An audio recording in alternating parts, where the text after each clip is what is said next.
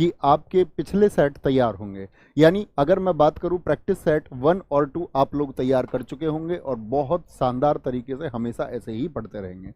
हो सकता है साथ ही आप इन प्रैक्टिस सेट को तैयार करते समय थोड़ा पीछे हों, लेकिन जरूरी बात यह है कि आपको वो तैयार करने हैं और आप एक हौसला रखेंगे तो आप जरूर तैयार कर पाएंगे। तो हमेशा अपने ऊपर ये विश्वास रखना है कि भैया जब आप ये 40 सेट करा देंगे, मैंने जैसे कि आपसे कहा कि 2024 में आप कोई भी एग्जाम देने यदि जाते हैं तो ये प्रैक्टिस सेट आपके तैयार होने ही चाहिए। ये आत्मविश्वास आप अपने ऊपर रखना है कि मैं तैयार करके जाऊंगा। तो साथ ही शुरू करेंगे आज के इस प्रैक्टिस सेशन को। उससे पहले आप लोग मुझे पिछले सेट के 5 प्रश्नों के जवाब देंगे, जिसके बारे में मैं उम्मीद करूंगा कि आप एक सही उत्तर 5/5 स्कोर करके दिखाएं।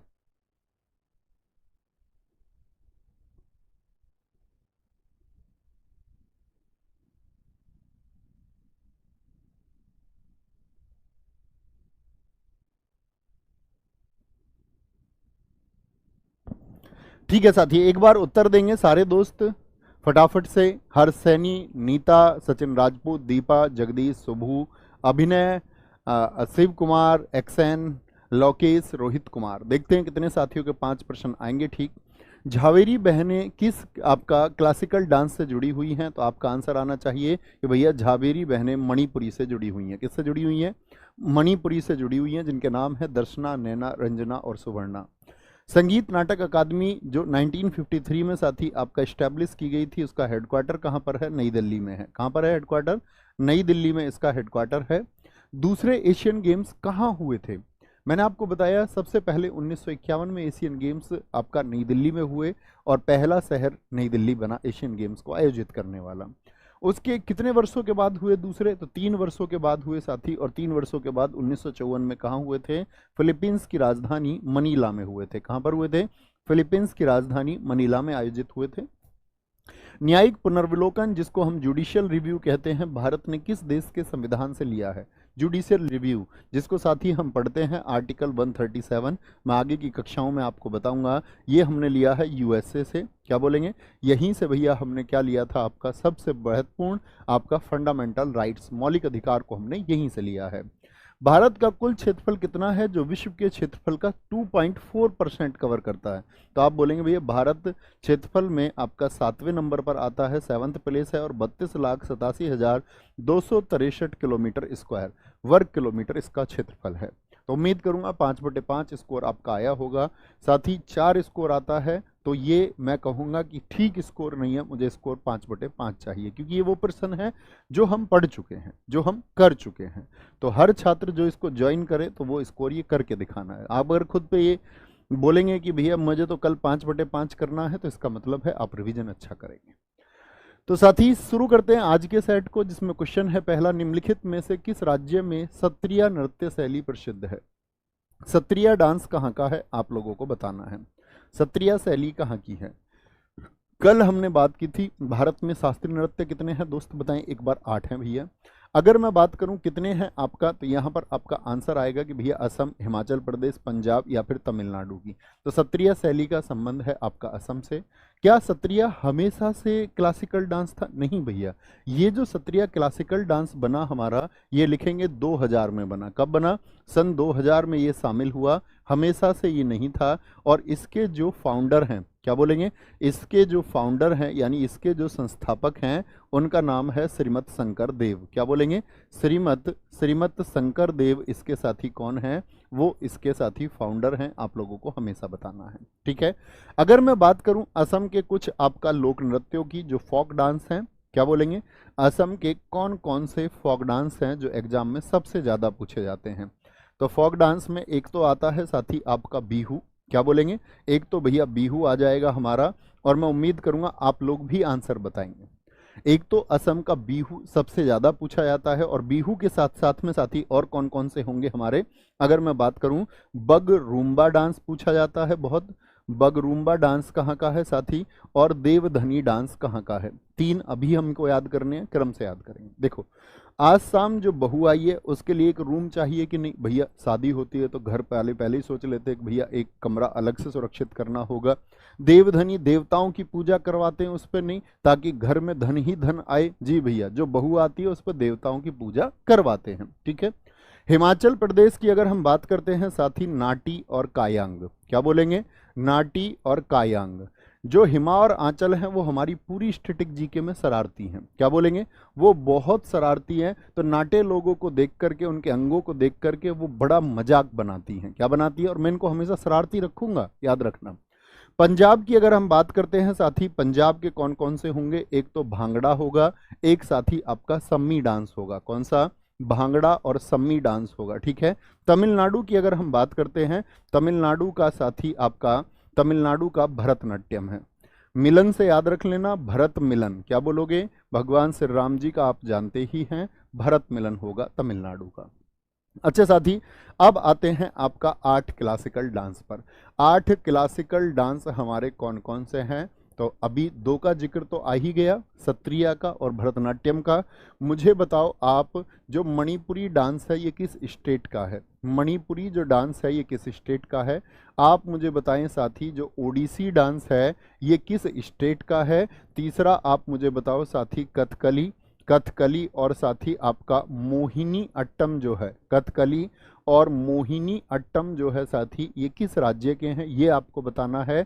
चौथा आप मुझे बताओगे, कुचिपुड़ी किस राज्य का है, कुचिपुड़ी किस राज्य का है साथी, ये आपको बताना है।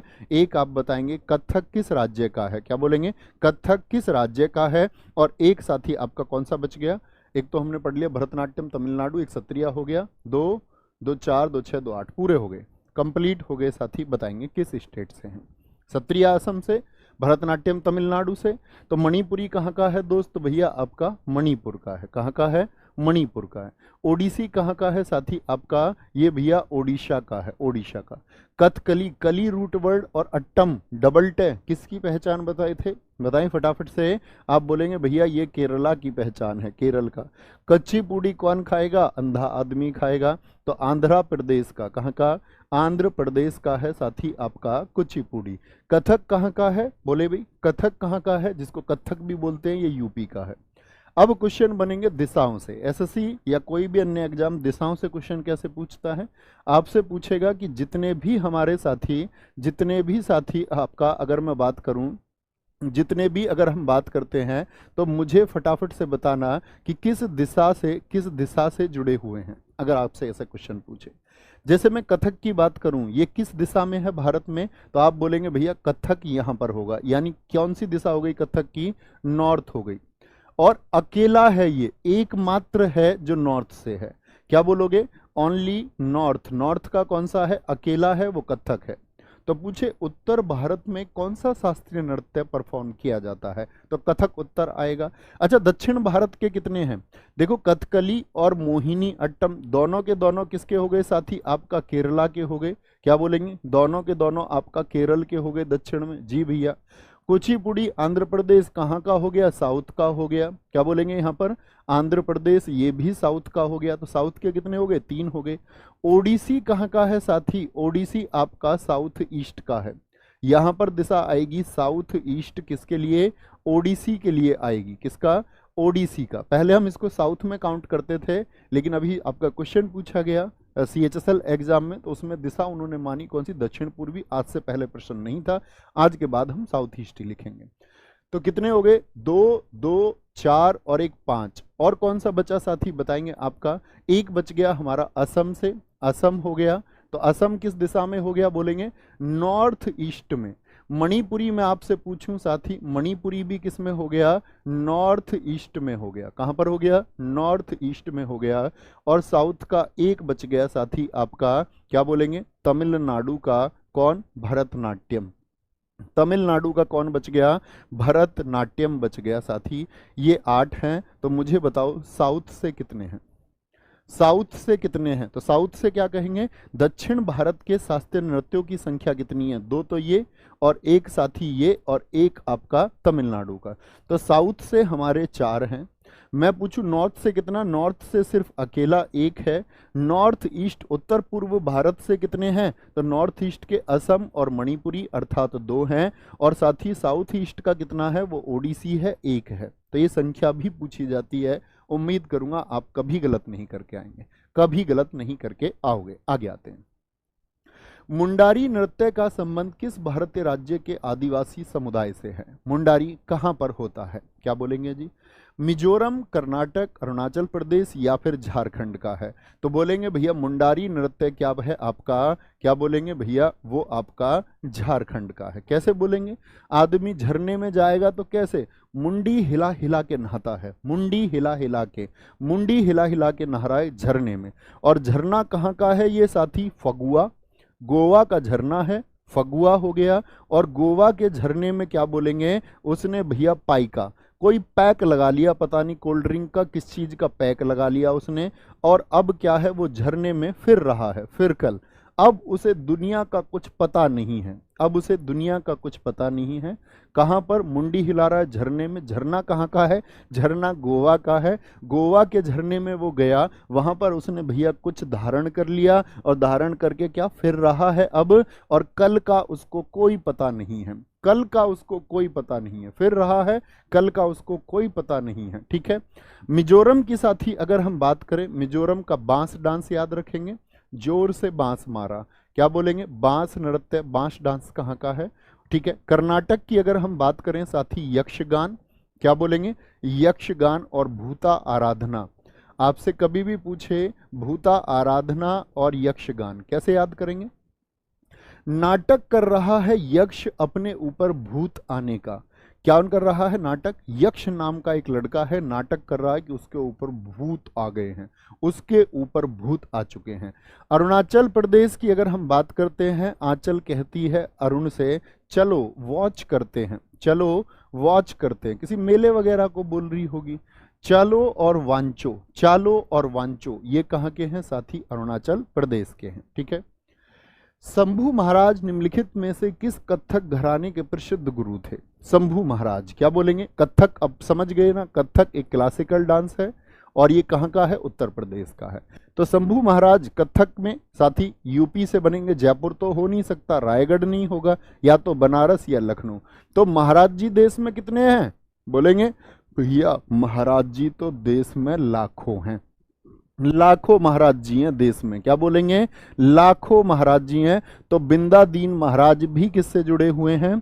बिंदादीन महाराज, क्या बोलेंगे? बिंदादीन महाराज का संबंध भी किससे है? वो लखनऊ से है। और साथ ही आपको सारे महाराज क्या देते हैं? काली का प्रसाद देते हैं, कहते हैं माँ काली का प्रसाद ले लो। काली का प्रसाद भी किससे जुड़े हुए हैं? महाराज जी से जुड़े हुए हैं। और महाराज जी कितने? लाखों, वो लखनऊ से जुड़े हुए हैं। ठीक है।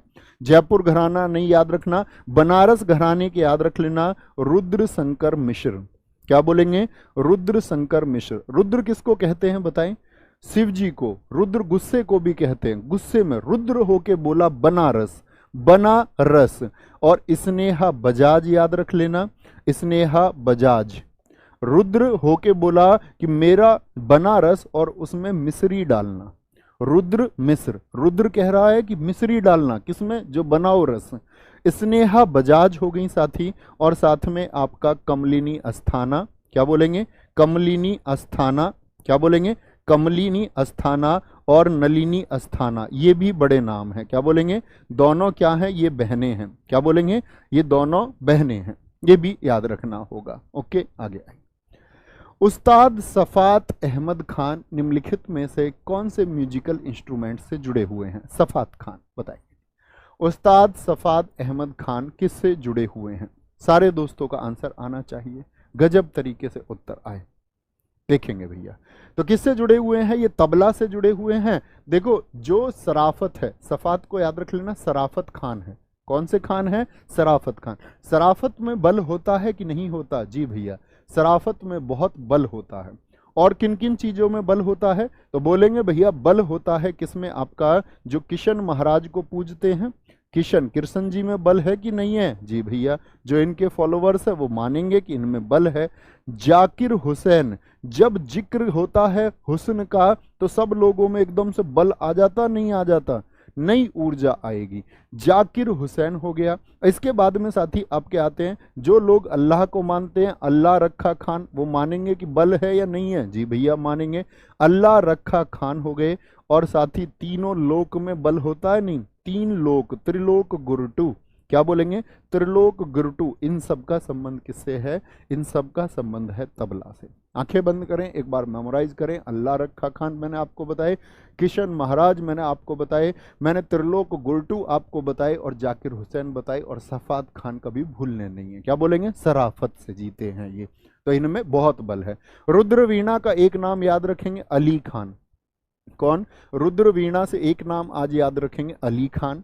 वायलिन से साथी दो नाम बताए थे, बताओ दोनों के दोनों। तो क्या बताया था? एल सुब्रमण्यम और आपका वैद्यनाथन। सुबह सुबह वैद्य के पास चल दिए क्योंकि बाई थी। तो आप याद रखेंगे रागिनी को। किसको? रागिनी साथी शंकर किससे जुड़ी हुई हैं? वायलिन से जुड़ी हुई हैं, वायलिन से जुड़ी हुई हैं। और हारमोनियम से सबसे बड़ा नाम है तुलसीदास बोरकर। तुलसीदास बोरकर। हारमोनी, क्या बोलोगे? हारमोनी। तो हारमोनियम को कैसे बोलेंगे? किसी ने हार मान ली, तो हार मान ली जिसने, उसको दुनिया बोर कर देगी? नहीं कर देगी, उसको उसकी हार के लिए क्वेश्चन मार्क लगाते रहेंगे।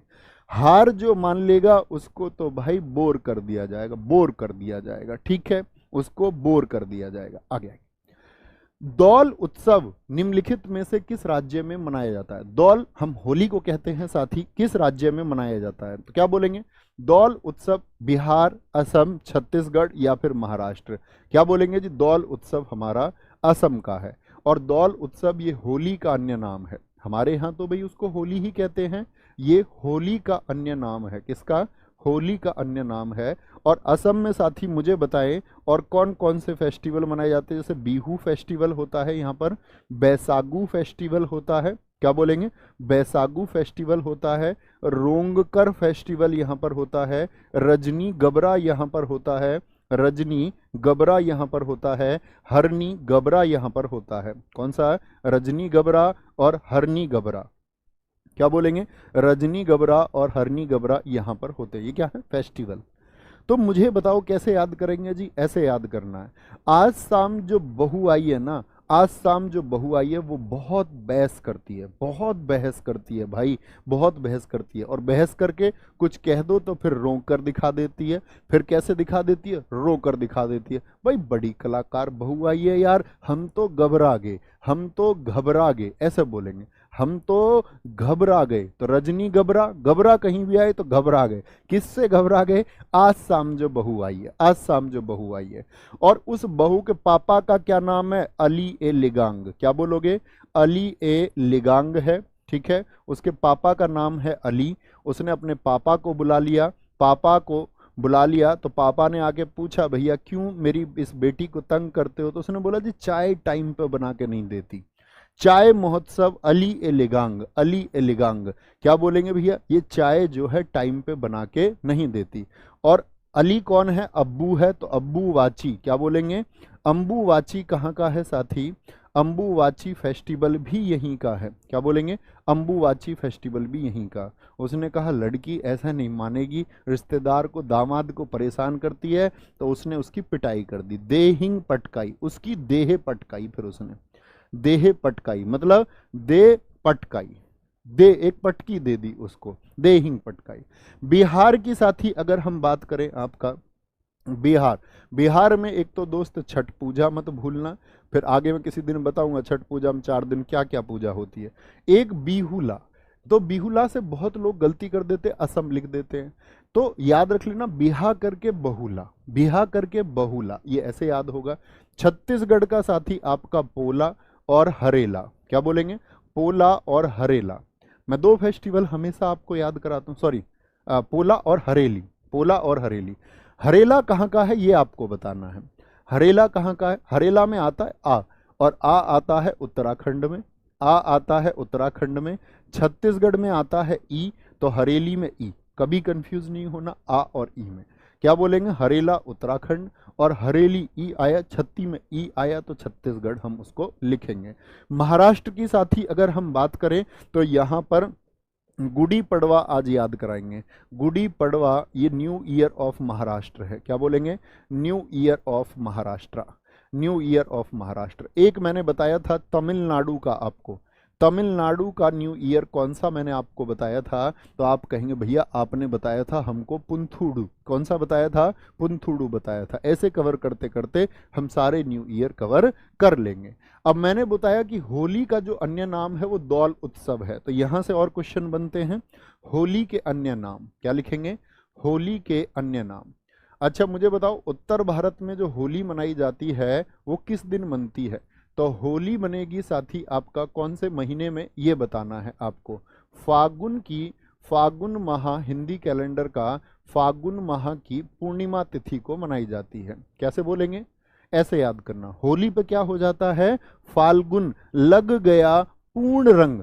होली पे थोड़ा बहुत रंग कोई लगाता है क्या? भैया सारे पर रंग लगाते हैं।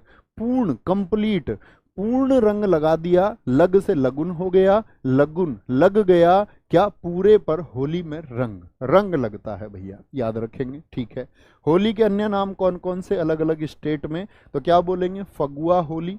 आपसे कभी पूछे फागुआ होली कहाँ पर मनाई जाती है, तो फगुआ होली साथी आपका बिहार में मनाई जाती है। क्या बोलेंगे? फगुआ होली बिहार में मनाई जाती है। और दौल से ही दौल उत्सव ना पूछ के दौल जात्रा पूछ ले, दौल जात्रा। और एक और बात बताऊं, जो दौल है ना उसको डोल भी एग्जाम में कई बार लिखा जाता है, कंफ्यूज तो नहीं होंगे? दौल और डोल थम्स अप करें भैया, समझ जाएंगे। ठीक है, ऐसा कल देता है। एक बार एग्जाम में किया, जीडी ने कर दिया था, हल्दा पूछा और हल्दा हम याद कराते थे आपका हिमाचल का, एग्जाम में पूछ लिया हल्डा, तो वो उसको इंग्लिश ट्रांसलेशन देखोगे ना HALDA, तो वो हल्दा हल्डा एक ही बात है, उससे डरना नहीं है ना। दोल यात्रा कहाँ का है? वो वेस्ट बंगाल का है। ठीक है। रंग पंचमी कहाँ पर होती है? होली का ही नाम है। रंग पंचमी भारत में कहाँ पर मनाई जाती है? रंग पंचमी महाराष्ट्र में मनाई जाती है। मंजन कुली कहाँ पर मनाया जाता है? मंजन कुली ये होली का ही फेस्टिवल है साथी आपका, केरल में मनाया जाता है। पंजाब में इसको होला मोहल्ला कहते हैं। होला मोहल्ला कहाँ पर मनाया जाता है? हो हल्ला मच गया पूरे मोहल्ले में जब उसने उसको पंजा मार दिया। पंजाब में। कहाँ बोलोगे? पंजाब में। कहाँ पर? पंजाब में। कोई दिक्कत, कोई परेशानी? आगे आगे। पुरुष क्रिकेट विश्व कप किस वर्ष में शुरू हुआ? शुरुआत कब हुई थी पुरुष क्रिकेट विश्व कप की? बोलेंगे 1985, 1970, 75 या फिर 1980 में।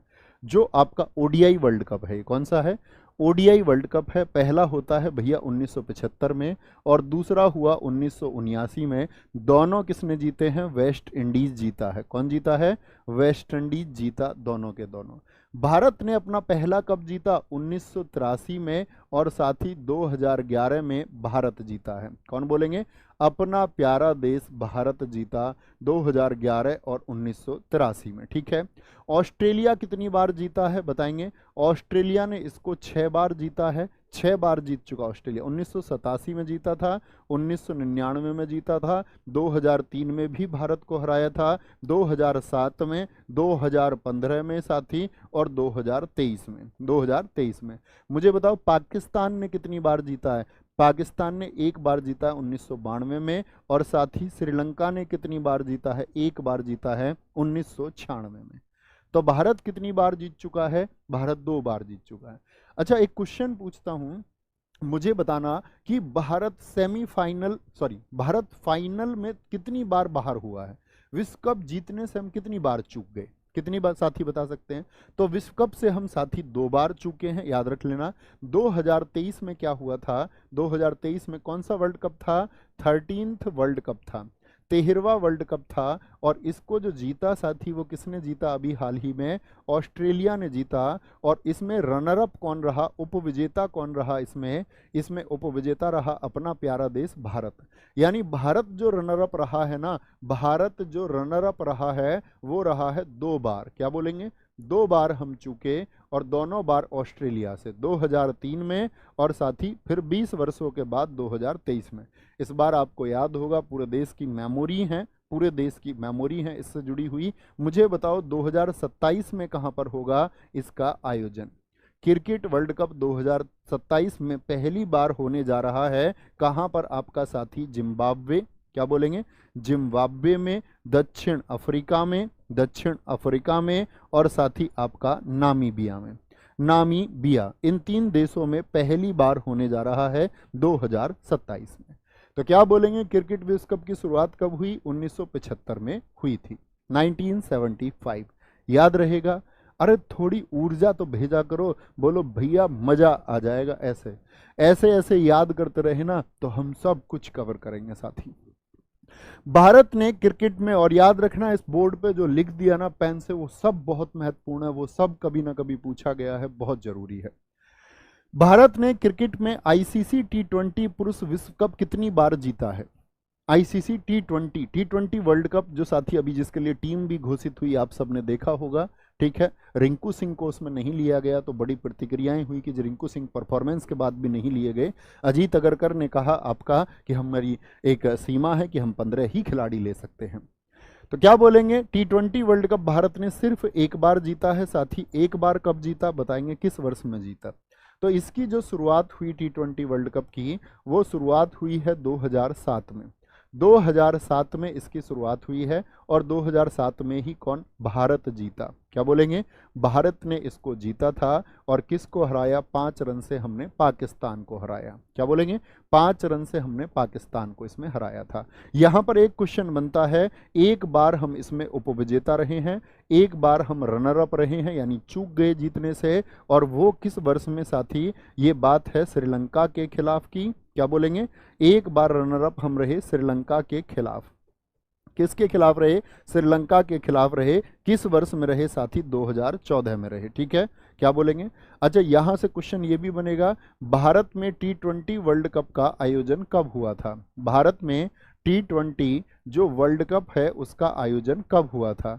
टी20 वर्ल्ड कप का आयोजन, जैसे क्रिकेट विश्व कप भी इस बार कहां हुआ था, भारत में ही हुआ था 2023 में।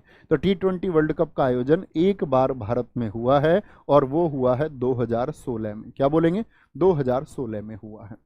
अच्छा मुझे बताओ, अभी पिछला जो टी20 वर्ल्ड कप था वो किसने जीता, 2022 में।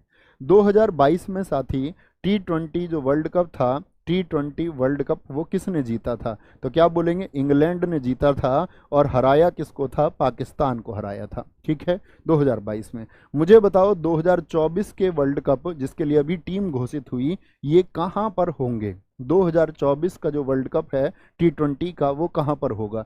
तो क्या बोलेंगे, पहली बार होने जा रहे हैं वेस्ट इंडीज और यूएसए में, यानी कि वेस्ट इंडीज और अमेरिका में पहली बार। कब से शुरू है भैया, अभी शुरू है, अगले महीने 2024 से, अगले महीने 2024 से ये शुरू है। बाबा साहेब भीमराव अंबेडकर जी के लिए बहुउद्देशीय स्टेडियम कहां पर स्थित है। फैजाबाद में, गाजियाबाद में, कानपुर में या फिर पटना में स्थित है। क्या कहेंगे जी, कहां पर है। तो आंसर आएगा भैया फैजाबाद में है। कहां पर है, अवध क्षेत्र में स्थित है। कानपुर में कौन सा स्टेडियम है, हमारा ग्रीन पार्क स्टेडियम है, ग्रीन पार्क स्टेडियम है। मुझे बताओ भारत का सबसे बड़ा स्टेडियम, सब जानते होंगे, मोटेरा, थम्स अप करें जी भैया जानते हैं। मैं कुछ स्टेडियम आपसे जानना चाह रहा हूं, मुझे बताना। भारत में रूप सिंह स्टेडियम कहां पर स्थित है। रूप सिंह स्टेडियम, रूप सिंह स्टेडियम ये कहां पर है, जहां पर सचिन तेंदुलकर जी ने 200 रन बनाए थे। तो ग्वालियर एमपी में स्थित है। कहां पर है, ग्वालियर के, ग्वालियर एमपी में ये स्थित है साथी। लाल बहादुर सिंह स्टेडियम कहां पर है, लाल बहादुर शास्त्री जी के लिए। लाल बहादुर शास्त्री स्टेडियम कहां पर है साथी। तो क्या बोलेंगे भैया, हैदराबाद में है। कहां पर है, हैदराबाद में है। केडी बाबू स्टेडियम कहां पर है, केडी बाबू स्टेडियम भारत में कहां पर स्थित है, केडी बाबू स्टेडियम। तो बोलेंगे भैया लखनऊ में स्थित है। कहां पर है, लखनऊ में स्थित है।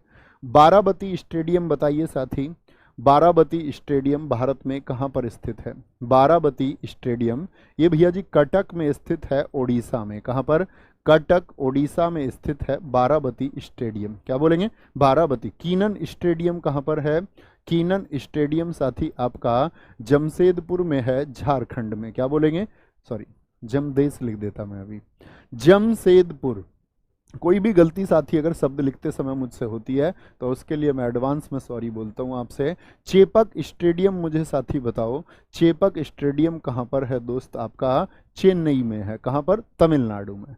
एक क्वेश्चन पुराना पूछ लूं तो बताओ मुझे, एम चिन्ना स्वामी स्टेडियम कहाँ पर है? इसी कक्षा में मैंने आपको बताया है एम चिन्ना स्वामी, स्वामी जी कहाँ रहेंगे बताना जरा।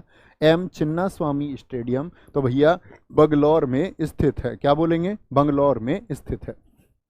आगे आएंगे, शतरंज की बिसात पर कितने सफेद वर्ग होते हैं? शतरंज का गेम होता है साथी आपका, तो खाने कितने होते हैं उसमें? टोटल खाने होते हैं उसमें 1 2 3 4 5 6 7 8। 1 2 3 4 5 6 7 8, तो कितने खाने होते हैं कुल? ये कुल साथी कुल 64 खाने होते हैं। कितने होते हैं? कुल 64 खाने उसमें होते हैं। कितने खाने होंगे कुल? ज़्यादा तो नहीं बन गए? 4 4 8, ठीक है। 8 गुणा 8 की शेप में होता है, स्क्वायर शेप होती है, वर्ग के आकार का होता है।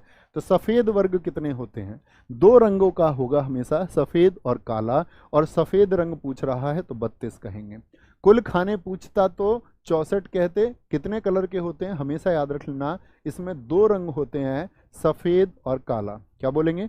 वाइट के 32 खाने होते हैं, और साथ ही काले के कितने खाने होते हैं? सफ़ेद खाने भी 32 होंगे, और काले खाने भी कितने होंगे? ब्लैक जो फील्ड्स होंगे वो भी आपका 32 होंगे। और क्या क्वेश्चन बनेगा? क्वेश्चन बनेगा साथी आपसे कि इसमें पाउन कितने होते हैं, प्यादे कितने होते हैं, खिलाड़ी एक तरफ कितने होते हैं? तो जैसे यहाँ पर एक आदमी इधर बैठा हुआ है, तो कितने आपका खिलाड़ी होंगे साथी? एक तरफ के खिलाड़ियों की संख्या, खिलाड़ी तो एक ही होता है, लेकिन जो इसमें हमारी शतरंज की बिसात है उसमें एक तरफ 16 लोग होते हैं, और ऐसे ही यहाँ भी कितने लोग होंगे? यहाँ भी 16 होंगे, जो आपका क्या बोलेंगे, जिनको हम बोलते हैं लकड़ी की आकृति हो सकती है, मेटल की भी हो सकती हैं। तो याद रख लेना, इसमें क्या होगा आपका, एक पक्ष की बात करते हैं, वन साइड की। एक साइड में क्या होता है साथी आपका, 8 प्यादे होते हैं। प्यादे मतलब पाउन बोलते हैं इनको। 8 जो होते हैं वो पाउंस होते हैं साथी आपका। 2 बिशप होते हैं। क्या बोलेंगे? 2 होते हैं आपका साथी बिशप। बिशप किसको कहते हैं बताएं जरा? 2 बिशप होंगे। बिशप को हम बोलते हैं भैया आपका ऊंट। क्या बोलेंगे? ऊंट बोलते हैं। 2 होते हैं साथी आपका सूरवीर। सूरवीर मतलब घोड़ा बोलते हैं, इंग्लिश में उसको बोलते हैं नाइट होंगे। कितने होंगे? 2 नाइट होंगे आपका। और 2 होते हैं साथी हाथी। क्या बोलेंगे? हाथी होते हैं, जिनको रूक्स कहते हैं। क्या बोलते हैं? रूक्स बोलते हैं। एक राजा होगा, एक होगा आपका किंग, इसको तो लिख ही सकते हैं आप लोग, और एक होती है क्वीन। क्या बोलोगे? यार मेरे दिल की तो इकलौती रानी है। एक क्वीन होती है, ठीक है। एक क्वीन, एक किंग होगा। 2 होंगे आपके रूक्स, 2 होते हैं साथी नाइट, 2 होते हैं आपका बिशप, 8 पाउन होंगे, 8 प्यादे होंगे। इस तरह एक तरफ कितने खिलाड़ी हो जाते हैं? इस तरह भैया आपका एक तरफ 16 होते हैं, दूसरी तरफ भी, ठीक है। याद रख लेना, ये कौन है? ये ऊंट है। ये कौन है? ये घोड़ा है। हाथी को आप जानते ही हो। भारतीय संविधान के अनुसार निम्नलिखित में से कौन सर्वोच्च है? भारतीय संविधान क्या कहता है? बोलेंगे भी फटाफट से। भैया संविधान सभा की दूसरी बैठक कब हुई? ऑप्शन में देना हो। भाई क्या बात कर रहे हैं? देवा शर्मा जी बता चुके हैं इस बात को, दूसरी बैठक कब हुई है, इसी कक्षा में बताया, पहली 9 को, दूसरी 11 को। आगे तो क्या बोलेंगे, कौन सर्वोच्च है साथी? राष्ट्रपति, सर्वोच्च न्यायालय, संसद या फिर संविधान? कौन सर्वोच्च है? हमेशा याद रखेंगे, भारत का संविधान सर्वोच्च है। कई दोस्त तो ए बता रहे हैं, डी वाले सारे सही हैं। संविधान सबसे ऊपर है। संविधान ही तो शक्ति देता है राष्ट्रपति को भी। अगर संविधान न होता तो राष्ट्रपति को या सर्वोच्च न्यायालय को कैसे शक्ति मिलती? तो आप कहेंगे जी हाँ, सबसे ऊपर है, ठीक है। बोलेंगे भी फटाफट से। बहुत बढ़िया, बहुत शानदार। आगे आएंगे। निम्नलिखित उद्देश्यों में से कौन सा एक भारत के संविधान की प्रस्तावना में वर्णित नहीं है? आज ऑपरेशन करेंगे साथी किसका? प्रस्तावना का, प्रियम्बल का। तो विचार की स्वतंत्रता है, फ्रीडम ऑफ थॉट है। इकोनॉमिक फ्रीडम बताई गई है क्या? बोलेंगे जी। क्या आपका फ्रीडम ऑफ एक्सप्रेशन को बताया गया है? जी हाँ। और आपका विश्वास की स्वतंत्रता है, फ्रीडम ऑफ बिलीफ है, इसको बताया गया है? जी हाँ। पहले आप मुझे बताएं स्वतंत्रता कितनी है कुल? तो क्या कहेंगे, कहीं भी आर्थिक स्वतंत्रता नहीं आती प्रियम्बल में। स्वतंत्रता भैया 5 बताई गई हैं। स्वतंत्रता 5 है। कितनी फ्रीडम बताई गई हैं? 5 फ्रीडम बताई गई हैं, जिसमें एक आपका थॉट का फ्रीडम है, एक फ्रीडम ऑफ एक्सप्रेशन है, एक बिलीव का फ्रीडम है, और एक है साथी आपकी धर्म की स्वतंत्रता, कि आप किसी भी धर्म को मान सकते हैं, संविधान इसकी ताकत देता है। फ्रीडम ऑफ रिलीजन है, एक साथी आप किसी की भी पूजा कर सकते हैं, उपासना कर सकते हैं, उपासना की स्वतंत्रता, आपको ऐसे बाध्य नहीं किया जा सकता कि आप इन्हीं को पूजें, ठीक है, क्या बोलेंगे, उपासना की, फ्रीडम ऑफ वर्शिप है। तो कितनी स्वतंत्रताएं हैं साथी, आपका 5 स्वतंत्रताएं हैं। इसको देखना बड़े ध्यान से, सीन टू लगा देना भाई, इसको पढ़ और से पढ़ेंगे इसको एक बार, आज तक पढ़ा हो या ना पढ़ा हो, देखना कहां से शुरू होती है। पहला क्वेश्चन, भारत का जो साथी प्रस्तावना कहां से शुरू होती है, हम भारत के लोग, we the people of India, we the people of India, यहां से हमारी बात शुरू होती है। अच्छा, भारत को एक संपूर्ण प्रभुत्व संपन्न समाजवादी पंथ निरपेक्ष लोकतंत्रात्मक गणराज्य बनाने के लिए उसके समस्त नागरिकों को सामाजिक आर्थिक और राजनीतिक न्याय, न्याय कितने बताए गए हैं जरा देखें, कितने न्याय बताए गए हैं, 1, एक तो सोशल, एक इकोनॉमिक, साथी जो साथी हमारे इंग्लिश वाले उधर देखते रहें, एक तो सोशल, एक इकोनॉमिक, एक साथी पॉलिटिकल राजनीतिक। अच्छा, फिर आते हैं हम स्वतंत्रताओं पर जिनका हमारा प्रश्न है। तो एक तो विचार की हो गई, थॉट की, एक एक्सप्रेशन हो गया साथी, एक बिलीव का हो गया, एक साथी आपका रिलीजन का हो गया, और एक वर्शिप का हो गया। तो स्वतंत्रताएं कितनी है, आपका 5 है। फिर हम आते हैं समता पर, यानी इक्विलिटी कितनी बताई गई है, इक्विलिटी कितनी है साथी, एक तो स्टेटस की इक्विलिटी है और एक अपॉर्चुनिटी की इक्विलिटी है, यानी स्टेटस मतलब प्रतिष्ठा और अवसर की समता। तो समानता कितनी बताई गई है, 2 बताई गई है आपका, तो ये याद रखेंगे। तथा उन सब में व्यक्ति की गरिमा, राष्ट्र की एकता और अखंडता सुनिश्चित करने वाली बंधुता बढ़ाने के लिए दृढ़ संकल्प होकर अपनी इस संविधान सभा में आज तारीख 26 नवंबर 1949 को मार्क्सिस्ट शुक्ल सप्तमी संवत 2006 विक्रमी को एतद द्वारा इस संविधान को अंगीकृत अधिनियमित किया जाता है। ठीक है, आए प्रश्न पर। तो समझ गए कितने प्रकार की स्वतंत्रताएं हैं साथी, 5 प्रकार की स्वतंत्रताएं हैं। ये प्रश्न आपके कभी गलत नहीं होने चाहिए। किस वर्ष से भारत के संविधान की प्रस्तावना में 2 शब्द समाजवादी, कौन कौन से 2 शब्द, समाजवादी शब्द था एक तो प्रस्तावना में, अभी हमने पढ़ा, और एक पंथ निरपेक्ष। कौन कौन से शब्द साथी, समाजवादी और पंथ निरपेक्ष, कहां कहां पर हमने ये पढ़े बताएंगे। ये रहा आपका समाजवादी शब्द और पंथ निरपेक्ष। क्या ये जोड़े गए, जी भैया ये जोड़े गए। तो कब जोड़े गए हैं एक बार बता दें, तो आप कहेंगे भैया 1976 में क्या हुआ था, 42वां संविधान संशोधन हुआ, कॉन्स्टिट्यूशनल अमेंडमेंट हुआ 42th, क्या बोलेंगे, संविधान संशोधन हुआ। और 42वां संविधान संशोधन, जिसको हम लघु संविधान भी कहते हैं, इसके बारे में चीजें हम धीरे धीरे जानेंगे। लघु संविधान यानी इसी को हम मिनी कॉन्स्टिट्यूशन कहते हैं, क्या बोलते हैं साथी, इसको हम मिनी कॉन्स्टिट्यूशन, मिनी कॉन्स्टिट्यूशन इसको हम कहते हैं, ये याद रखेंगे। अच्छा, प्रस्तावना को ही क्या कहते हैं हम, प्रस्तावना को ही हम कहते हैं भारतीय संविधान की आत्मा, क्या बोलेंगे, सोल ऑफ इंडियन कॉन्स्टिट्यूशन। भारतीय संविधान की आत्मा किस अंग को कहा जाता है, तो किस अंग को कहते हैं, प्रस्तावना को कहा जाता है, किसको, प्रस्तावना को। ठीक है, आगे। भारत के संविधान की प्रस्तावना में यानी प्रियम्बल में कितने प्रकार के तो साथी आपके न्याय यानी कितने जस्टिस बताए गए हैं, कितनी साथी आपका फ्रीडम बताई गई है, कितनी समानताएं बताई गई हैं, कितनी इक्वलिटी की बात हुई है, और साथ ही कितनी फ्रेटर्निटी की बात हुई है। तो कितनी की बात हुई जरा देखें, ध्यान से देखना। तो क्या कहेंगे आप, कहेंगे भैया प्रस्तावना जो है उसमें न्याय तो हमने अभी पढ़ा, न्याय तो 3 प्रकार के बताए गए। न्याय कौन कौन से, सामाजिक, आर्थिक और राजनीतिक, सोशल, इकोनॉमिक, और आपका कौन सा तीसरा कौन सा है, बोलेंगे सोशल, इकोनॉमिक और पॉलिटिकल, ये हमारे क्या बताए गए हैं, जस्टिस बताए गए हैं। स्वतंत्रताएं 5 थी, पांचों की पांचों आपने अभी पढ़ी साथी। समानताएं कौन कौन सी थी, एक तो स्टेटस की और एक अपॉर्चुनिटी की यानी अवसर की और प्रतिष्ठा की, और भ्रातृत्व शब्द क्या है साथी, उसका एक बार उल्लेख किया गया। 3 5 2 1। भैया थोड़ा सा फिर से दिखाओ ना, ये भ्रातृत्व शब्द कहां पर था, ये हमसे थोड़ा बच गया, तो जरा पहचाने, इसमें सीन 2 लगाएं बच्चों के लिए, और एक बार बताना इसमें भ्रातृत्व की बात कहीं पर की गई है साथी, बोलेंगे भी फटाफट से, इस पूरे में कहीं पर आपको दिखता है कि भ्रातृत्व की बात की गई है, बताएंगे कौन सा शब्द है जो आप मुझे छांट करके बता दें कि भ्रातृत्व को बताता है। तो क्या बोलेंगे भैया, ये जो बंधुता शब्द है, ये जो बंधुता शब्द है यानी कि जो आपका किसको बता रहा है, फ्रेटर्निटी को ही बता रहा है। तो बंधुता शब्द किसको बता रहा है? फ्रेटर्निटी को बता रहा है। ये एक बार प्रयोग हुआ है, आज के बाद गलत नहीं करेंगे। भारत की संप्रभुता, भारत एक संप्रभु देश है, यानी साथ ही हम अपने निर्णय लेने के लिए किसी और दूसरे देश पर बाध्य नहीं है। इसी को बोलते हैं सवरीन कंट्री। ऐसा थोड़ी होगा हमको कोई निर्णय लेना तो हम पूछेंगे जा करके अमेरिका से कि जी हमको क्या डिसीजन लेना चाहिए, ऐसा नहीं होता है। ऐसी कंट्री जो किसी के अन्य मतलब किसी अन्य के बाध्य नहीं है, किसी अन्य से अपने डिसीजंस को मानने के लिए बाध्य नहीं है, अपने निर्णय स्वतंत्र रूप से ले पाए, वो सब होते हैं आपका साथी सवरीन कंट्री। क्या बोलते हैं उनको भैया? हम सवरीन कंट्री बोलते हैं। और ऐसे देश संप्रभुता को, सवरीनिटी को धारण करते हैं। भारत राष्ट्रमंडल का सदस्य है। जी हाँ, बिल्कुल ठीक बात है। संप्रभुता को हमारी को नुकसान पहुंचाता नहीं, ये संप्रभुता के लिए सही है। भारत राष्ट्रमंडल का सदस्य है।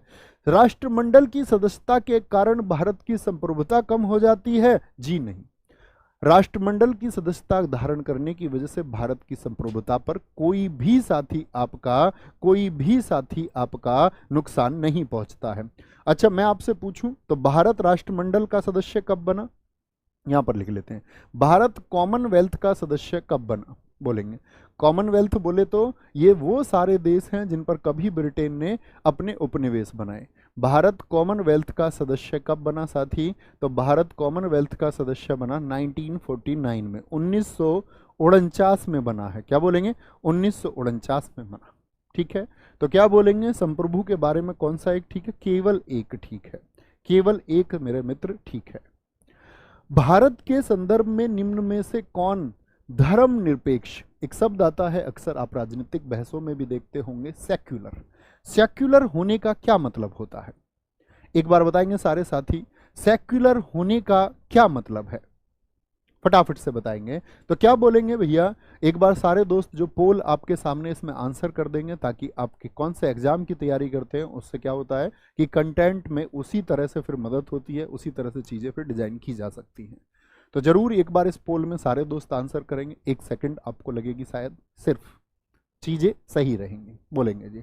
तो धर्मनिरपेक्ष शब्द का सही भाव व्यक्त करता है। भारत में अनेक धर्म है, भारत में अनेक धर्म है, ये धर्मनिरपेक्ष का मतलब है। धर्मनिरपेक्ष का मतलब होता है there is no state religion in India. Bharat में राज्य का कोई धर्म नहीं है, यानी हम ये नहीं कह सकते कि इस राज्य का, स्टेट का, यूनियन का ये धर्म है, इसीलिए भारत धर्मनिरपेक्ष देश है। ठीक है, आपके पोल्स का मैं आपको रिजल्ट बता दूं कि एसएससी, सीजीएल, सीएचएसएल और सीपीओ के ऐसे बच्चे हैं जिनका सिर्फ ये एग्जाम है, ऐसे बच्चों की संख्या क्लास में 27% है।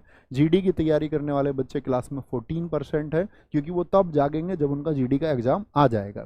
आरपीएफ के बच्चे 22% है, और यूपी पुलिस और अदर एग्जाम जैसे यूपी पुलिस कांस्टेबल, एसआई और आपका साथी बाकी सारे फॉर्मेट के बच्चे वो 37% है। बहुत शाबाश। आगे सूची 1 को सूची 2 से सुमेलित कीजिए तथा सूचियों के नीचे दिए गए कूट से सही उत्तर का चयन कीजिए। सही उत्तर का चयन करेंगे एक बार। क्या बोलेंगे जी? हड़प्पाई कुछ स्थल दिए हुए हैं, पूछ रहा है वो कहां पर है, बताएंगे एक बार। मांडा कहां पर है दोस्त आपका? मांडा भैया हमारा जम्मू कश्मीर में है। दाइमाबाद कहां पर है? बहुत पूछता है, महाराष्ट्र में है। कालीबंगन मैं आपको बता ही रहा हूं पिछले 2 दिन से, राजस्थान में है। राखी गढ़ी की भी बात हम पिछले 2 दिन से कर रहे हैं, हरियाणा में है। तो क्या बनेगा आपका? 3, 4, 3, 4 और फिर आपका 1 और 2। तो किस में बनेगा? ऑप्शन सी एकदम से सही है। साथ ही हम बात करते हैं सिंधु घाटी सभ्यता के स्थलों की। तो जब हमसे एक सबसे कॉमन क्वेश्चन पूछा जाता है, ये नॉर्थ है, ये साउथ है, ये ईस्ट है, ये वेस्ट है। तो सिंधु घाटी सभ्यता के स्थल की अगर बात करें, इंडस वैली सिविलाइजेशन के सिंधु घाटी सभ्यता की अगर बात करता है, तो क्वेश्चन पूछ लेता है सिंधु घाटी सभ्यता का सबसे उत्तरी स्थल कौन सा है, सबसे नॉर्थ साइड कौन सा है, बताएंगे। क्या बोलेंगे भैया? सबसे उत्तरी है आपका मांडा। क्या बोलेंगे? मांडा, जो कि जम्मू कश्मीर में है। और किस रिवर के किनारे है ये भी आपको पता होना चाहिए, चेनाब रिवर के किनारे है। किसके किनारे है? चेनाब रिवर के किनारे है। सबसे पूर्वी है साथी आपका आलमगीरपुर। क्या बोलेंगे? आलमगीरपुर है आपका, और आलमगीरपुर साथी आपका कहाँ पर है? आलमगीरपुर की अगर हम बात करते हैं, ये आपका उत्तर प्रदेश में है। रिवर कौन सी है? हिंडन रिवर है। क्या बोलेंगे? हिंडन रिवर है। और साउथ में साथी आपका कौन सा है? बोलेंगे दक्षिण में आपका अभी जो क्वेश्चन में आया था दायमाबाद। दायमाबाद मुझे बताओ किस राज्य में? तो ये तो बता दिया महाराष्ट्र। इसकी जो रिवर है वो प्रवरा रिवर है। और एसएससी का फेवरेट क्वेश्चन, प्रवरा रिवर किसकी सहायक नदी है? बताएंगे कि आप मुझे प्रवरा किसकी सब्सिडी है साथी? क्या आपको बोलेंगे किसकी सहायक नदी है? तो प्रवरा आपका गोदावरी की सहायक नदी है। किसकी? गोदावरी की। सबसे पश्चिमी स्थल कौन सा है? वो साथी सूतकांगेडोर है। क्या बोलेंगे? सूतकांगेडोर है, जो पाकिस्तान में है। कहाँ पर है? सूतकांगेडोर पाकिस्तान में है। और इसकी रिवर है दाश्क रिवर। कौन सी रिवर है?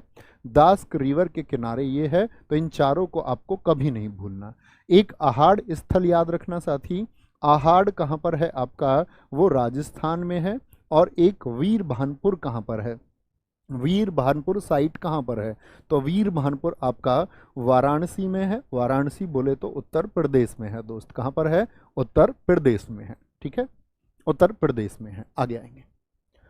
सूची 1 को सूची 2 से मिलाएं तथा सूचियों के नीचे दिए गए कूट का उपयोग करके सही उत्तर चुनें। मतलब मैचिंग करनी है। फिर से एक बताएंगे जी। हड़प्पा, हड़प्पा से क्या मिला हमको? कुछ जगह दी हुई है, नहीं कुछ सारी चीजें दी हुई हैं। तो हड़प्पा से हमको क्या मिला है? समाधान R37 बूरियल, जहां पर लोगों को शवों को दफनाया जाता था। लोथल से हमको क्या मिला? गोदीवाड़ा, इसको बोलते हैं डॉक यार्ड, या मैंने कहा था बंदरगाह कहां पर था? बहुत इंपॉर्टेंट क्वेश्चन है। ठीक है। कालीबंगन से क्या मिला हमको? जुते हुए खेत मिले हैं। और साथ ही मोहनजोदड़ो से मिली हमें नर्तकी की मूर्ति। क्या आप बता सकते हैं जो नर्तकी मिली, ये जो डांसिंग गर्ल मिली, ये साथी आपका कौन से मेटल की बनी हुई थी? कौन से मेटल की बनी हुई थी? तो नर्सरी जो आपका नर्तकी की मूर्ति बनी मिली है, ये कांसे की बनी हुई है, ब्रॉन्ज की बनी हुई है। किसकी? ब्रॉन्ज की बनी हुई है। तो क्या आंसर हो जाएगा? 1 2 4 3 1 2 4 3 1 2 4 3। ऑप्शन डी साथी एकदम से सही हो जाएगा। क्या हो जाएगा? ऑप्शन डी हमारा एकदम से सही हो जाएगा। और यहाँ पर गलती की गुंजाइश आपसे होनी भी नहीं चाहिए। अच्छा, बोलेंगे भैया लोथल कहाँ पर स्थित? मैंने आपको बताया था गुजरात में। यहाँ से मिला है हाथी दांत का पैमाना। हाथी दांत का पैमाना यानी कि आइवरी स्केल हमको कहाँ से मिला? क्या बोलेंगे? हाथी के दांत से आइवरी स्केल साथी हमको कहाँ से मिला? ये मिला है हमको लोथल से। ठीक है, लोथल से मिला है, ये बात याद रखेंगे। दूसरा मोहनजोदड़ो, मोहनजोदड़ो से हमको सबसे प्रसिद्ध चीज कौन सी मिली? तो मोहनजोदड़ो से हमको मिला वृहत स्नानागार। क्या बोलेंगे? ग्रेट बाथ हमको कहाँ से मिला? वृहत स्नानागार, यानी कि हमारा उसको बोलते हैं बहुत बड़ा धार्मिक स्नान के लिए बनाया हुआ था, ग्रेट बाथ मिला। यहीं से साथी हमको मिली पशुपति की मोहर। क्या बोलेंगे? पशुपति की मोहर। पशुपति देवता थे, उनका एक साइन मिला। साइन ऑफ पशुपति कहाँ से मिला? तीसरा साथी अभी आया था नाम दायमाबाद का, जो कि महाराष्ट्र में स्थित है। दायमाबाद से हमको मिला था ताम्र रथ। क्या बोलेंगे? ताम्र रथ, यानी तांबे का बना हुआ रथ मिला था। क्या मिला था हमको? कॉपर कार्ट मिला। एक तांबे से बना हुआ रथ मिला है। तो ये बेसिक चीजें हैं जो आपको कम से कम पता होनी चाहिए, धीरे धीरे आप जानते ही रहेंगे। अगला क्वेश्चन आते हैं। मोहनजोदड़ो में वृहत स्नानागार परिसर के तालाब में सीढ़ियां थी। मोहनजोदड़ो में अभी आपको बताया क्या मिला था? ग्रेट बाथ मिला था। तो वो जो ग्रेट बाथ था उसमें जो सीढ़ियां थी वो किस तरह से थी? ग्रेट बाथ में जो साथी सीढ़ियां थी वो किस तरह से थी बताएंगे। तो ऐसे ग्रेट बाथ था आपका। ग्रेट बाथ ऐसे था जब कुछ यहाँ पर धार्मिक काम होता था तो क्या बोलेंगे भैया? वो आपका 14.5 मीटर उसकी लेंथ थी। और अगर उसकी ब्रेथ की बात करते हैं 7.0 मीटर थी, 1 मीटर। और साथ ही अगर उसकी डेप्थ की हम बात करते हैं तो 2.43 मीटर था। ये तीनों मेजरमेंट उसकी पूछी जाती हैं, तीनों की तीनों। अब पूछता उसमें उतरने के लिए जो सीढ़ियां थी वो किधर से थी? तो एक तो सीढ़ियां भाई साहब इधर से थी, उतरने के लिए सीढ़ियां एक तो इधर से थी, और एक सीढ़ियां आपका उतरने के लिए इधर से थी। तो क्या बोलेंगे? ये नॉर्थ हो गई, ये साउथ हो गई। यानी नॉर्थ और साउथ दोनों तरफ से सीढ़ियां थी, उत्तरी पार्श्व से भी, on the northern side and on the southern side. तो क्या ठीक हो जाएगा आपका? केवल 1 और 2, ऑप्शन बी एकदम से ठीक होगा। ऑप्शन बी एकदम से ठीक होगा, कभी गलती नहीं करनी है। नेक्स्ट है जी, निम्नलिखित में से हड़प्पा सभ्यता का कौन सा नगर था जो 3 भागों में विभाजित था। देखो साथी, अगर जनरली क्वेश्चन पूछा जाए, हड़प्पा सभ्यता को 2 नगरों में बांटा जाता था। 2 नगर कौन से होते थे? एक तो आपका साथी वो बना लेते थे आम नागरिकों के लिए, एक राज परिवारों के लिए होता था। तो 2 टीले होते थे, आपका पूर्वी टीला, उत्तर टीला, कई बार तो उसको पश्चिमी टीला कहकर पुकारते थे। तो ज्यादातर जो IVC इंडस वैली सिविलाइजेशन है वो कितने टीले में विभाजित है? 2 टीले में। और सिर्फ एक ही नगर ऐसा है धौलावीरा, ये एकमात्र है जो 3 टीलों में था। एकमात्र, ये क्या बोलेंगे, एकमात्र नगर है, ओनली सिटी है जो साथी आपका 3 माउंड में थी, 3 टीले में थी, जिसमें एक तो किला हो गया, दुर्ग हो गया जिसको हम बोलते थे, एक मध्य टीला इसमें होता था, एक साथी बिल्कुल श्रमिकों के लिए आम टीला होता था। तो दुर्ग, मध्य और आम, क्या बोलेंगे, 3 टीले, सिर्फ एक है धौलावीरा। अच्छा, धौलावीरा मुझे बताओ किस राज्य में है? सारे दोस्तों का उत्तर आना चाहिए। चनहुदड़ो पाकिस्तान हो गया, लोथल गुजरात हो गया, कल से बता रहा हूं, परसों से, कालीबंगन राजस्थान हो गया। अच्छा जी, बोलेंगे धौलावीरा किस राज्य में है? धौलावीरा, गजब तरीके से सारे दोस्तों ने बताया, गुजरात से। और यहां से सबसे बेहतरीन प्रश्न आता है, उन्नत जल व्यवस्था कहां से मिली थी? एक आपका वाटर मैनेजमेंट सिस्टम कहां से मिला? तो ये लोग भी पानी को लेकर के बहुत अवेयर थे। उन्नत जल व्यवस्था, एक वाटर मैनेजमेंट यहां से मिला, एडवांस्ड वाटर मैनेजमेंट आ गया। निम्नलिखित में से किसकी पूजा हड़प्पा संस्कृति नहीं होती थी? सर जी नोट्स कैसे बनाएं? बेटा पहली क्लास क्यों नहीं करते हो? पहली कक्षा में बताया है सब कुछ, जैसे मैं बनाता हूं, मैं भी तो हाथ से लिखता हूं। बोलो। और भाई ये ऐसा पेन है, इससे उंगली गड़ जाती है, मैं सुबह से लिख रहा हूं, अर्ली मॉर्निंग से, ये देखो उंगली के बीच में निशान बन जाता है। पेन से लिखना इससे ज्यादा आसान है। बैठ के लिख रहे हो, मैं खड़े होकर लिख रहा हूँ, तो मेहनत करनी है, क्वेश्चन नहीं बनाने हैं कि भैया मैं कैसे बनाऊं, नोट्स कैसे बनाऊं, पहली कक्षा में बता चुका, जैसे मैं बनाता हूं ऐसे बनाएंगे, ठीक है? बात समझ में आती है? जी हाँ। निम्नलिखित में से किसकी पूजा हड़प्पा संस्कृति नहीं होती थी? किसकी पूजा हड़प्पा संस्कृति में नहीं होती थी? मतलब जो आपका सिंधु घाटी सभ्यता के लोग थे वो नहीं पूजते थे। तो क्या कहेंगे भैया, किसको नहीं पूजते थे? बताएंगे, फटाफट से बताएंगे, किसको नहीं पूजते थे? देखो दोस्त, इसकी लंबाई के बारे में मैं आपको बता दूं, कई दोस्तों का आंसर आ रहा है कि 14.5 मीटर जो है ये बहुत जगह, ये नई लंबाई है इसकी, ये इसकी नई लंबाई है। उत्खनन के बाद में इसका पूर्ण आकार जब निकल के आया, कई जगह आपको लिखने को देखने को मिलेगी 11.88 मीटर। अगर ये 14.5 मीटर आपका विकल्प में नहीं है तो आप 11.88 मीटर को चुनेंगे।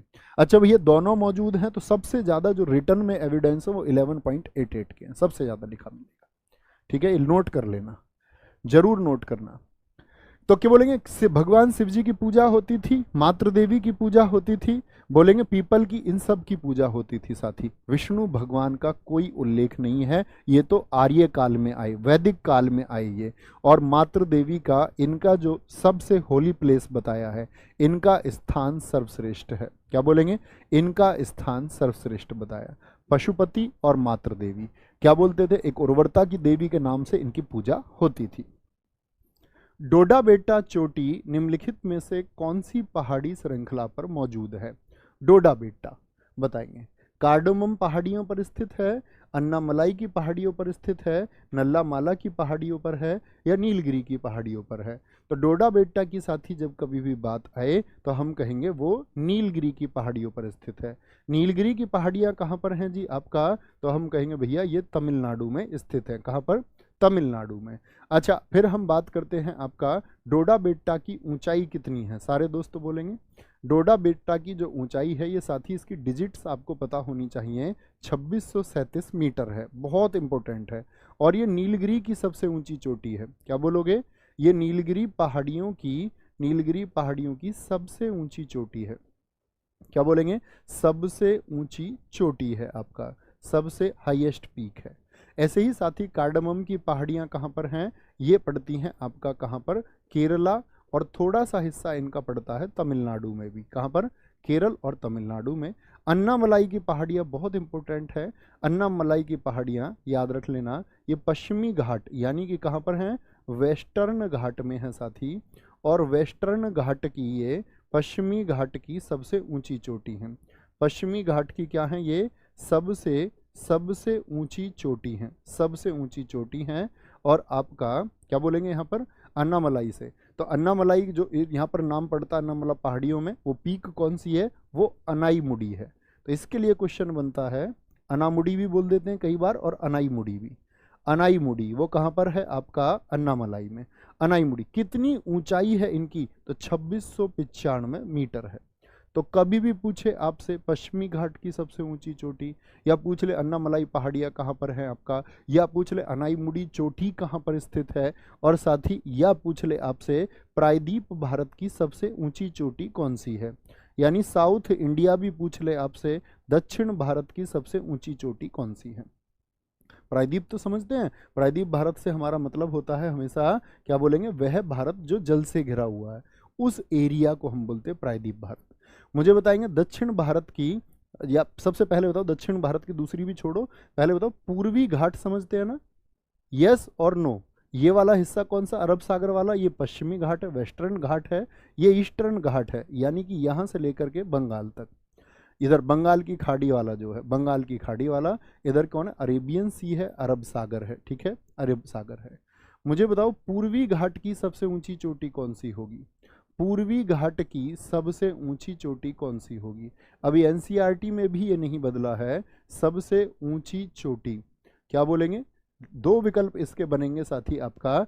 एक तो याद रख लेना, एक बनेगा आपका, अगर मैं बात करूं किसको, जिंदागदा, जिंदागदा, जिंदागदा पहाड़ियाँ सबसे ऊंची हैं। आप बोलेंगे भैया कैसे, 1690 मीटर की हैं, और साथ ही ये आपका आंध्रा में है, कहाँ पर हैं, आंध्रा में मौजूद है। दूसरी पहाड़ियाँ आपकी बनती हैं महेंद्रगिरी की पहाड़ियाँ, क्या बोलोगे, महेंद्रगिरी की पहाड़ियाँ, क्या बोलेंगे यहाँ पर, महेंद्रगिरी की पहाड़ियाँ, जो साथी कहाँ पर हैं आपका, उड़ीसा में स्थित हैं, उड़ीसा में, जिनकी ऊंचाई है दोस्त आपका 1501 मीटर। तो कौन सी लिखेंगे, अगर कभी याद रख लेना आपके एग्जाम में जिंदागदा विकल्प में है, तो समझ जाना कि एग्जामिनर जिंदागदा के बारे में जानना चाह रहा है। अभी साथी एनसीईआरटी में भी महेंद्रगिरी लिखा हुआ है, अगर जिंदागदा विकल्प में नहीं है तो क्या चुनेंगे। बात समझ में आई, थम्स अप करें, क्योंकि आपका एक दल 2011 में इसकी ऊंचाई को मेजर कर चुका है 1690 मीटर। तो ऐसा वो कई परीक्षाओं में आपका ये पूछा गया साथी, आपका असम जेई में, तो वहां पर उत्तर जिंदागदा पूछा गया, लेकिन एसएससी ने अभी ऐसा विकल्प नहीं दिया है, पूछा जाए तो ध्यान से कर लेना, ठीक है। तो क्या बोलेंगे, ये कहां पर है, ईस्टर्न घाट पर है, ईस्टर्न घाट पर है, याद रखेंगे। अच्छा मुझे बताओ पश्चिमी घाट की दूसरी ऊंची चोटी कौन सी है, ऐसे ही एक विकल्प यहां पर भी बनेगा जो आपको कंफ्यूज करेगा, पश्चिमी घाट की सेकंड हाईएस्ट पीक कौन सी है, दूसरी सबसे ऊंची चोटी कौन सी है, सेकंड हाईएस्ट पश्चिमी घाट की, तो वो बनेगी मीज़ा पुलीमला, क्या बोलेंगे, मीज़ा पुलीमला। ये भी याद रखेंगे, क्योंकि मीज़ा पुलीमला जो है साथी, उसकी हाइट है आपकी 2640 मीटर, और ये कहाँ पर है, केरल में है। तो मुझे बताएं ये साथी आपका ज़्यादा हो गई कितने मीटर, 3 मीटर ज़्यादा हो गई नीलगिरी की पहाड़ियों की सबसे ऊंची चोटी से भी। डोडा बेट्टा से, डोडा बेट्टा की कितनी बताई, 2637, कितने मीटर ज़्यादा है, 3 मीटर।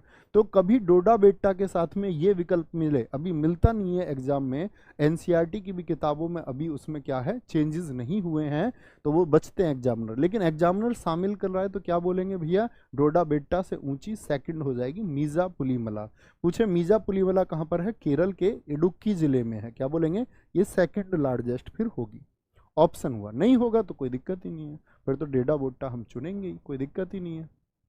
आगे आएंगे, सूची 1 को सूची 2 से सुमेलित कीजिए, सूचियों के नीचे दिए गए कूट से सही उत्तर चुनें। भारत के राज्य और उनकी सबसे ऊंची चोटी का मिलान करना है आपको, बोलेंगे भी फटाफट से, क्या बोलेंगे, तमिलनाडु, तमिलनाडु, तमिलनाडु का क्या होगा, राजस्थान, तो तमिलनाडु की डोडा बेट्टा होगी आपका, राजस्थान का साथी गुरु शिखर चोटी है आपका, नागालैंड की साथी सारामती है, और मध्य प्रदेश की सबसे ऊंची चोटी कौन है, धूपगढ़ चोटी है, धूपगढ़ चोटी। तो क्या ऑप्शन बना बताएं जी, 4 हो गया आपका, 4-3, तो 4-3-2-1 एकदम से सही हो जाएगा, एकदम से साथी क्या हो जाएगा, सही हो जाएगा। मुझे बताना, यहाँ पर मैं कुछ पहाड़ियों के नाम आपसे पूछूंगा, बटेश्वर पहाड़ियाँ भारत के किस राज्य में हैं, बटेश्वर हिल्स, बताएं जी, बटेश्वर हिल्स किस राज्य में है साथी? ये भागलपुर बिहार में स्थित है। कहाँ पर है?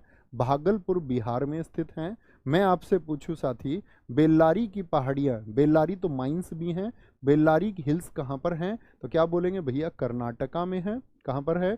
कर्नाटका में स्थित हैं। तीसरा मैं आपसे पूछूं, चिन हिल्स कहाँ पर हैं? चिन हिल्स साथी आपका मणिपुर में है। कहाँ पर है? चिन हिल्स मणिपुर में है। मैं आपसे पूछूं साथी, घोसी हिल्स कहाँ पर हैं? ठीक है, घोसी हिल्स आपका कहाँ पर है? तो कहाँ पर बताएंगे भैया? घोसी हिल्स है हमारा महेंद्रगढ़ अर्थात हरियाणा में। कहाँ पर है? महेंद्रगढ़ हरियाणा में स्थित है। मैं आपसे पूछूं साथी, मुझे बताएं, गढ़ जात की हिल्स कहाँ पर हैं? गढ़जात हिल्स भारत में कहाँ पर चर्चित हैं? ये गुजरात में है। गढ़जात हिल्स कहाँ पर हैं? गुजरात में है साथी आपका। और आपका मांडन झील कहाँ पर है? मांडव जिनको हम कहते हैं वो भी साथी आपका गुजरात में है। सेवरॉय की पहाड़ियाँ कहाँ पर हैं? बोले, सेवरॉय की जो साथी पहाड़ियाँ हैं वो कहाँ पर हैं? वो तमिलनाडु में है। कहाँ पर है? वो साथी आपका तमिलनाडु में है। ठीक है, कहाँ पर है? तमिलनाडु में है। आगे आएंगे, देख लिया एक बार, देख लेंगे। मांडव सेवरॉय की पहाड़ियाँ कहाँ पर हैं? तमिलनाडु में है। आगे आएंगे। निम्न प्रदेशों में से किस प्रदेश में इलायची की पहाड़ियाँ स्थित हैं? इलायची, जिनको हम क्या बोलते हैं? कार्डमम हिल्स भी कहते हैं। कार्डामम की पहाड़ियाँ भी हम कहते हैं। तो ये कार्डामम की पहाड़ियाँ, कार्डामम की जो साथी आपका पहाड़ियाँ हैं ये कहाँ पर स्थित है? तो कार्डामम की पहाड़ियाँ, जिनका अन्य नाम साथी आपका, कार्डामम तो है ही, अन्य नाम जो है आपका, एक नाम और है येला माला की पहाड़ियाँ। क्या बोलोगे? येला माला हिल्स भी इनको कहते हैं। येला माला हिल्स भी इनको कहते हैं। और ये कौन से घाट पर हैं? ये आपका वेस्टर्न घाट पर हैं, अर्थात ये आपका पश्चिमी घाट पर हैं। कहाँ पर हैं? पश्चिमी घाट पर स्थित है येला माला।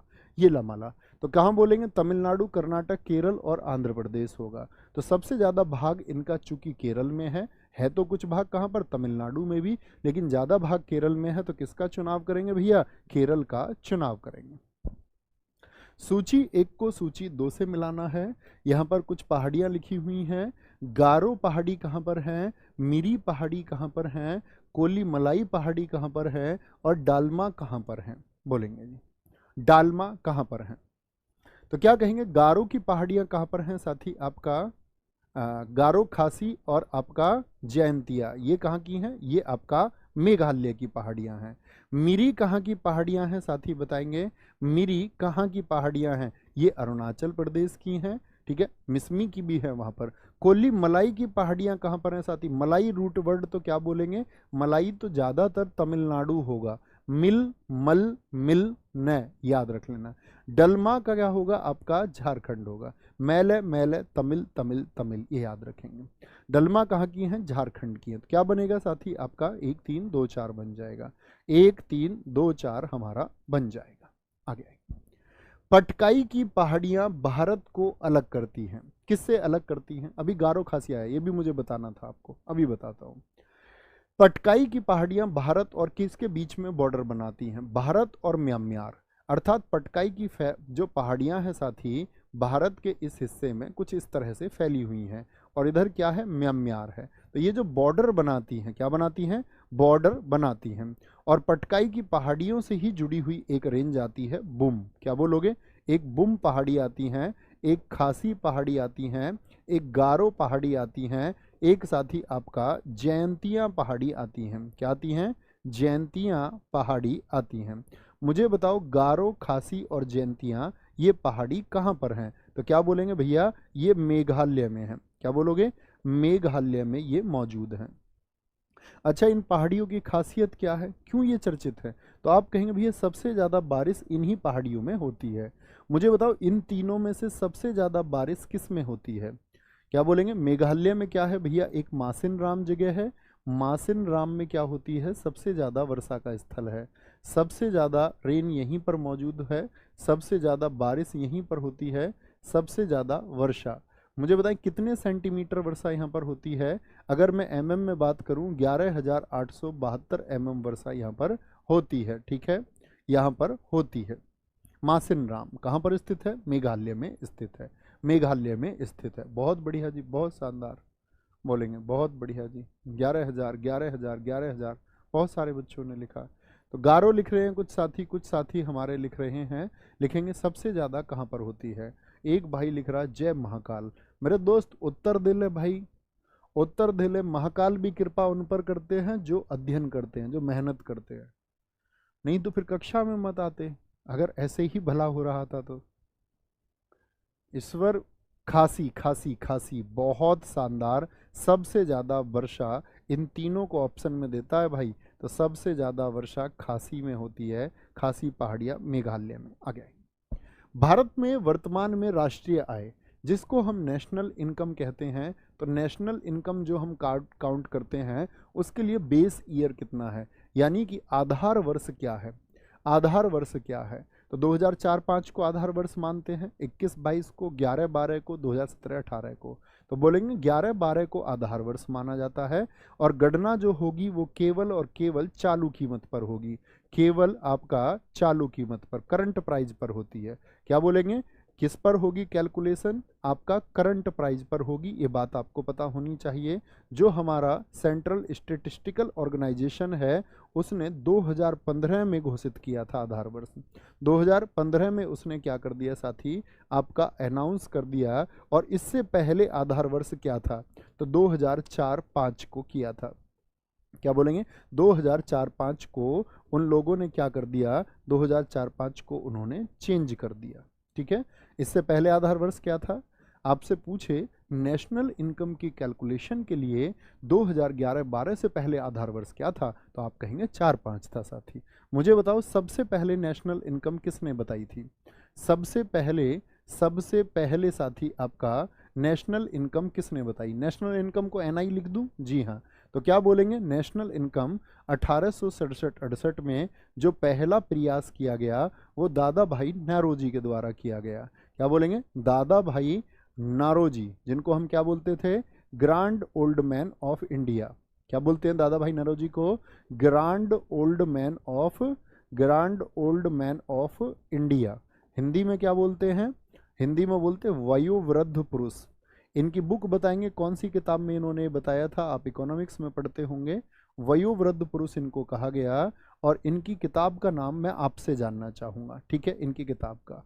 ऐसे ही पूछे आपसे नेशनल इनकम की पहली आधिकारिक, पहली जो ऑफिशियल नेशनल इनकम के लिए पहली आधिकारिक अर्थात पहली ऑफिशियल जो गणना हुई वो किसने की थी, कि पहली बार ऑफिशियल रूप से नेशनल इनकम को बताया गया, तो 1949 में पीसी महालनोबिस। क्या बोलेंगे, पीसी महालनोबिस, जिनके मॉडल पर आपका सेकंड 5 ईयर प्लान मैंने आपको बताया था। अगर आपसे पूछे नेशनल इनकम की, एनआई फॉर नेशनल इनकम की पहली वैज्ञानिक गणना किसने की, नेशनल इनकम को पहली बार साइंटिफिक तरीके से किसने ये आपका कैलकुलेट करने का प्रयास किया था, तो कौन कौन नाम आएगा आपका, वीके, क्या बोलेंगे आपका, VK RV Rao, VK RV Rao. उन्होंने ये प्रयास कब किया था साथी, उन्होंने ये प्रयास किया था आपका 1931-32 में। तो तीनों चीज पता होनी चाहिए आपको, ऑफिशियल, आपका साइंटिफिक, और सबसे पहला प्रयास किसके द्वारा किया गया। ठीक है, बहुत सारे साथियों ने लिखा। रीना शर्मा जी का आंसर मैं यहाँ पर देख पा रहा हूँ, poverty and un-British rule in India. कौन सी बुक थी, दादा भाई नौरोजी की, दादा भाई नौरोजी की कौन सी बुक सारे साथियों ने बताई, तो इनकी बुक का नाम आपने बताया poverty and un-British rule in India. क्या बोलेंगे, poverty and un-British rule in India, ये इनकी बुक थी। इसी किताब में इन्होंने क्या दिया था, धन के प्रवाह का सिद्धांत दिया था, कि अंग्रेज हमारे देश से धन को लूट करके कैसे ले जा रहे हैं। धन के प्रवाह का सिद्धांत, ड्रेन थ्योरी जिसको हम कहते हैं, क्या कहा जाता है इसी को साथी ड्रेन थ्योरी कहा जाता है। कि ड्रेन थ्योरी किस पुस्तक में बताई गई है, तो कौन सी है, पॉवर्टी अर्थात गरीबी, अनब्रिटिश रूल इन इंडिया। आगे, भारत की राष्ट्रीय आय में किस क्षेत्र का योगदान सर्वाधिक है, कौन सा फील्ड है जो नेशनल इनकम को सबसे ज्यादा बिल्ड करता है। क्या बोलेंगे, कृषि क्षेत्र है, उद्योग क्षेत्र, सेवा क्षेत्र या उपरोक्त में से कोई नहीं। सेवा क्षेत्र का सर्विस सेक्टर क्या बोलेंगे, वो सर्विस सेक्टर का पार्ट होता है। अच्छा, मेजर कितने, ऐसे तो फाइव सेक्टर हैं बहुत सारे इकोनॉमिक्स लोगों के अनुसार पर, बहुत सारे अर्थशास्त्रियों के अनुसार, लेकिन मुख्यतः भारतीय अर्थव्यवस्था को कितने क्षेत्रों में बांटा गया, मुख्यतः 3 है। पहला सेक्टर कौन सा है, प्राइमरी। एग्जाम्पल बताओ, जो प्राइमरी सेक्टर है, जो साथी आपका प्राथमिक क्षेत्र है, तो प्राथमिक क्षेत्र में क्या आएगा बोलेंगे, प्राथमिक क्षेत्र में साथी आपका क्या आता है, तो क्या बोलेंगे भैया, एग्रीकल्चर हो गया, कृषि हो गई, वन संबंधित चीजें यानी कि फॉरेस्ट्री हो गया आपका, फॉरेस्ट्री हो गया, एग्रीकल्चर हो गया आपका, पशुपालन अर्थात एनिमल हस्बेंड्री हो गया आपका, एनिमल हस्बेंड्री हो गया, फिशिंग हो गया, अगर हम बात करें आपका फिशिंग अर्थात मछली पालन, मछली पकड़ना आदि हो गया, क्या हो गया, मछली पकड़ना आदि हो गया। ऐसे ही फिर आता है सेकेंडरी सेक्टर, क्या बोलेंगे, सेकेंडरी सेक्टर आता है, अर्थात आपका साथी क्या आता है, सेकेंडरी अर्थात द्वितीय क्षेत्र हमारा आता है। और द्वितीय क्षेत्र में कौन कौन आते हैं, उसमें आता है प्रोडक्शन, क्या आता है, प्रोडक्शन अर्थात उत्पादन हो, कोई भी उत्पादन किसका हो सकता है भैया, कार का हो सकता है, खाने का हो सकता है, फूड का हो सकता है, घर का हो सकता है, आपका कपड़ों का हो सकता है, कपड़ों का क्लोथ इंडस्ट्री हो, कार निर्माण हो, खाद्य निर्माण हो। और फिर आता है टर्शरी अर्थात तृतीय क्षेत्र। और तीसरे में क्या आता है आपका, इसी को हम बोलते हैं सर्विस सेक्टर। किस क्षेत्र को साथी आपका सेवा क्षेत्र कहा जाता है, बोलेंगे किस क्षेत्र को सेवा क्षेत्र कहा जाता है, तो तीसरा है। और तीसरा साथी हम बात करें तो तीसरे में जितनी भी सेवाएं हैं, चाहे हॉस्पिटल हो, वाइट कॉलर जॉब्स वाला कोई भी जॉब हो, किसी का कोई काम हो, इंश्योरेंस हो, फाइनेंस हो, आपका क्या बोलेंगे, फाइनेंस हो अर्थात वित्त, बीमा और आपका अस्पताल आदि किसके अंतर्गत आते हैं, तो क्या बोलेंगे, आपका तृतीय के अंतर्गत। जैसे मैं बोल दूं एजुकेशन, शिक्षा किस में आएगा, वो भी तीसरे में आएगा। तो मुख्यतः 3 बनेंगे आपका। इनके बारे में हम धीरे धीरे और भी जानेंगे, अभी बस जस्ट बेसिक है। जब आर्थिक विकास होता है तो राष्ट्रीय आय में जो टर्सरी सेक्टर है, यानी कि जिसको हम सर्विस सेक्टर कह रहे हैं, ठीक है, बहुत बढ़िया, बहुत शानदार, क्या होगा, ए। तो टर्सरी सेक्टर भैया याद रख लेना, जैसे ही नेशनल इनकम क्या होगी, इंक्रीज होगी, तो जो सर्विस सेक्टर का जो एरिया है तो उसमें क्या होगा आपका, उसका भी जो योगदान है वो बढ़ जाएगा। तभी तो हमारे देश की नेशनल इनकम बढ़ेगी, वो सबसे ज़्यादा प्रभावित करती है, क्योंकि पहले क्षेत्र का बहुत योगदान नहीं है, लोग तो बहुत लगे हुए हैं लेकिन योगदान ज़्यादा नहीं है। सकल राष्ट्रीय आय को, जो ग्रॉस नेशनल इनकम है हमारी, उसको कुल जनसंख्या से यानी कि टोटल पॉपुलेशन से यदि डिवाइड कर दिया जाए तो क्या मिलेगा। तो आप लोगों को पता होना चाहिए, आजकल इकोनॉमिक्स में सबसे ज़्यादा फॉर्मूले पूछे जाते हैं। तो फॉर्मूला आपसे पूछा जाएगा तो क्या कहेंगे कि ग्रॉस नेशनल इनकम, जैसा कि ऊपर लिखा हुआ है सकल राष्ट्रीय आय, उसमें भाग दे दोगे टोटल पॉपुलेशन से अर्थात कुल जनसंख्या से। तो याद रख लेना पर कैपिटा इनकम, पीसीआई निकल के आएगा, पीसीआई यानी per capita income, per capita income निकल के आएगा। ये फॉर्मूला आज के बाद आपको पता होना चाहिए।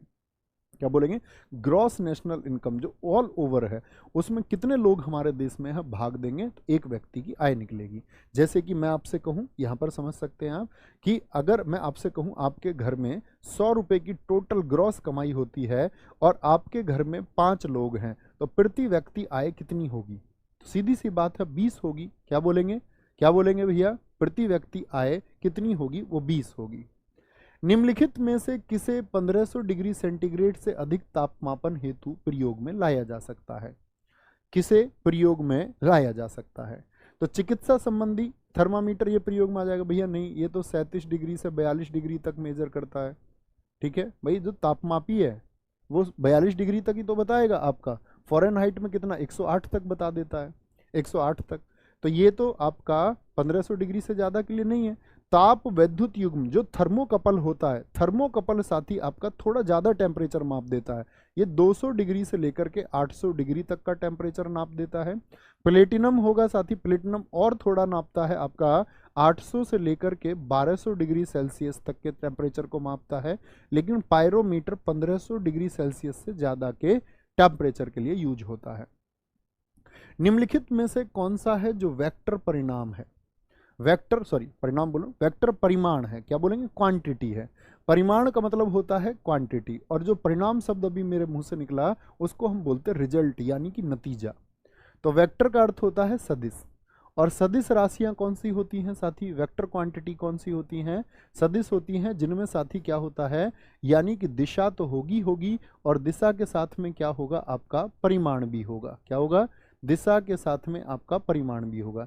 यानी एक क्वांटिटी होनी भी जरूरी है, एक क्वांटिटी होनी भी जरूरी है, और डायरेक्शन होनी भी जरूरी है, डायरेक्शन होनी भी जरूरी है। तो कौन सा होगा, क्या बोलेंगे, दाब है, ऊर्जा है, तापक्रम है, या फिर बल होगा।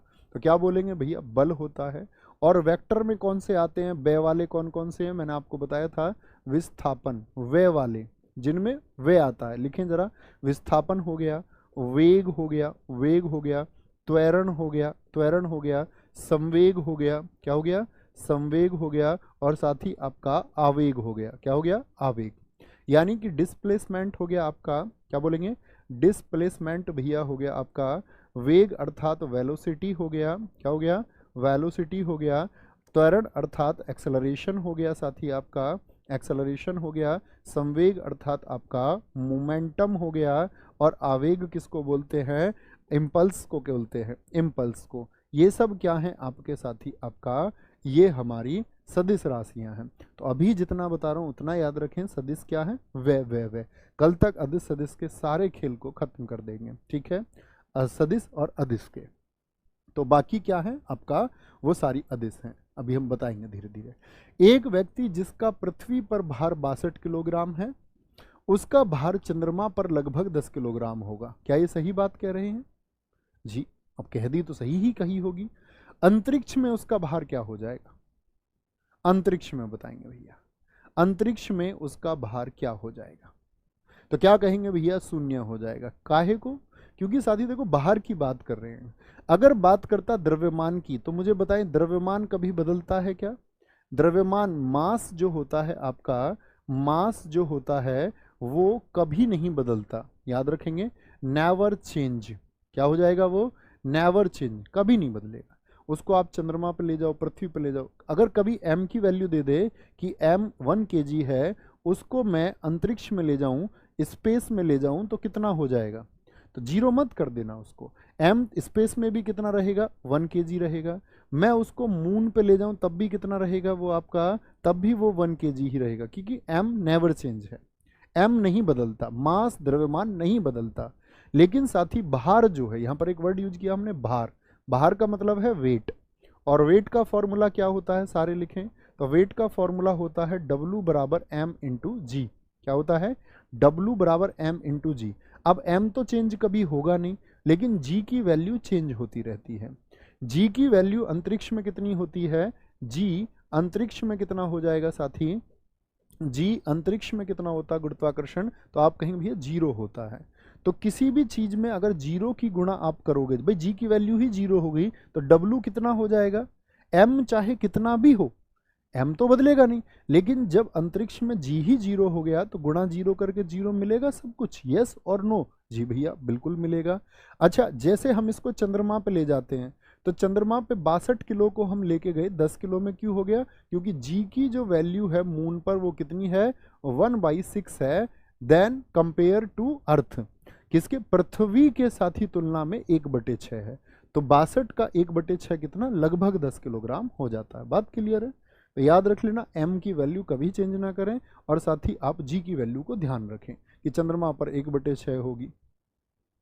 शुष्क बर्फ क्या होता है, शुष्क बर्फ जिसको हम ड्राई आइस बोलते हैं, तो ड्राई आइस क्या होता है, तो ड्राई आइस की अगर हम बात करें, शुष्क बर्फ साथी, इसको हम बोलते हैं कूलिंग एजेंट, ठंडा करने के काम में आती है।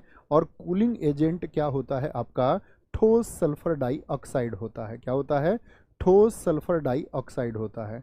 ठोस अमोनिया ये NH3 होगा, ठोस कार्बन डाइऑक्साइड CO2 हो जाएगा, और ठोस नाइट्रोजन ये आपका NO2 हो जाता है, NO2। निम्नलिखित तत्वों में से किसके अपर रूप नहीं है, आलोट्रोप नहीं है, क्या बोलेंगे, किसके एलोट्रोप्स नहीं है, मतलब उसके रूप नहीं पाए जाते। जैसे ऑक्सीजन का एक रूप आपका ओजोन है, क्या बोलेंगे, ओजोन है O2 का, O3 मिलता है। नाइट्रोजन के, फास्फोरस के, कार्बन के मिलते हैं क्या, जी हाँ। कार्बन के तो साथी आपका हीरा है, ग्रेफाइट है, क्या बोलेंगे, हीरा है, ग्रेफाइट है, कार्बन है, फुलरिन्स होते हैं, क्या बोलेंगे, कार्बन तो लिखा ही हुआ है, फुलरिन्स, क्या बोलेंगे, फुलरिन्स होंगे। फुलरिन्स की संरचना कैसी होती है, फुटबॉल के जैसी। कार्बन के कौन से अपर रूप है जिनकी संरचना फुटबॉल जैसी होती है, क्या बोलेंगे जी। फास्फोरस क्या होगा साथी आपका बताएंगे एक बार, बोलेंगे अभी फटा, सॉरी मैंने पीछे सल्फर डाइऑक्साइड कर दिया आंसर, भाई माफ करना। शुष्क बर्फ कार्बन डाइऑक्साइड होती है, आग बुझाने के काम आती है। ठोस मैंने गलत क्लिक किया यहाँ पर, अभी जस्ट मुझे ध्यान आया है कि हम शायद सल्फर डाइऑक्साइड क्लिक करके आ चुके हैं। ड्राई आइस मेरे दोस्त, मेरे मित्र, रियली सॉरी भाई, ऐसी गलती हो सकती है, क्लिक हो सकता है, मतलब बहुत सारी चीज़ों की वजह से। मैं हमेशा माफ़ी मांगता हूँ कि मैं एक इंसान हूँ, मुझसे गलतियाँ हो सकती हैं, मुझे माफ़ करना भाई, है ना। ऐसे याद दिला दिया करो कभी कभी आपको, मतलब इतने सारे लोगों में किसी ना किसी को पता होता ही है कुछ ना कुछ, तो उस पर मतलब बता दिया करो, ठीक है। तो क्या होगा भैया, कार्बन डाइऑक्साइड होगा, कार्बन डाइऑक्साइड होगा, ठीक है।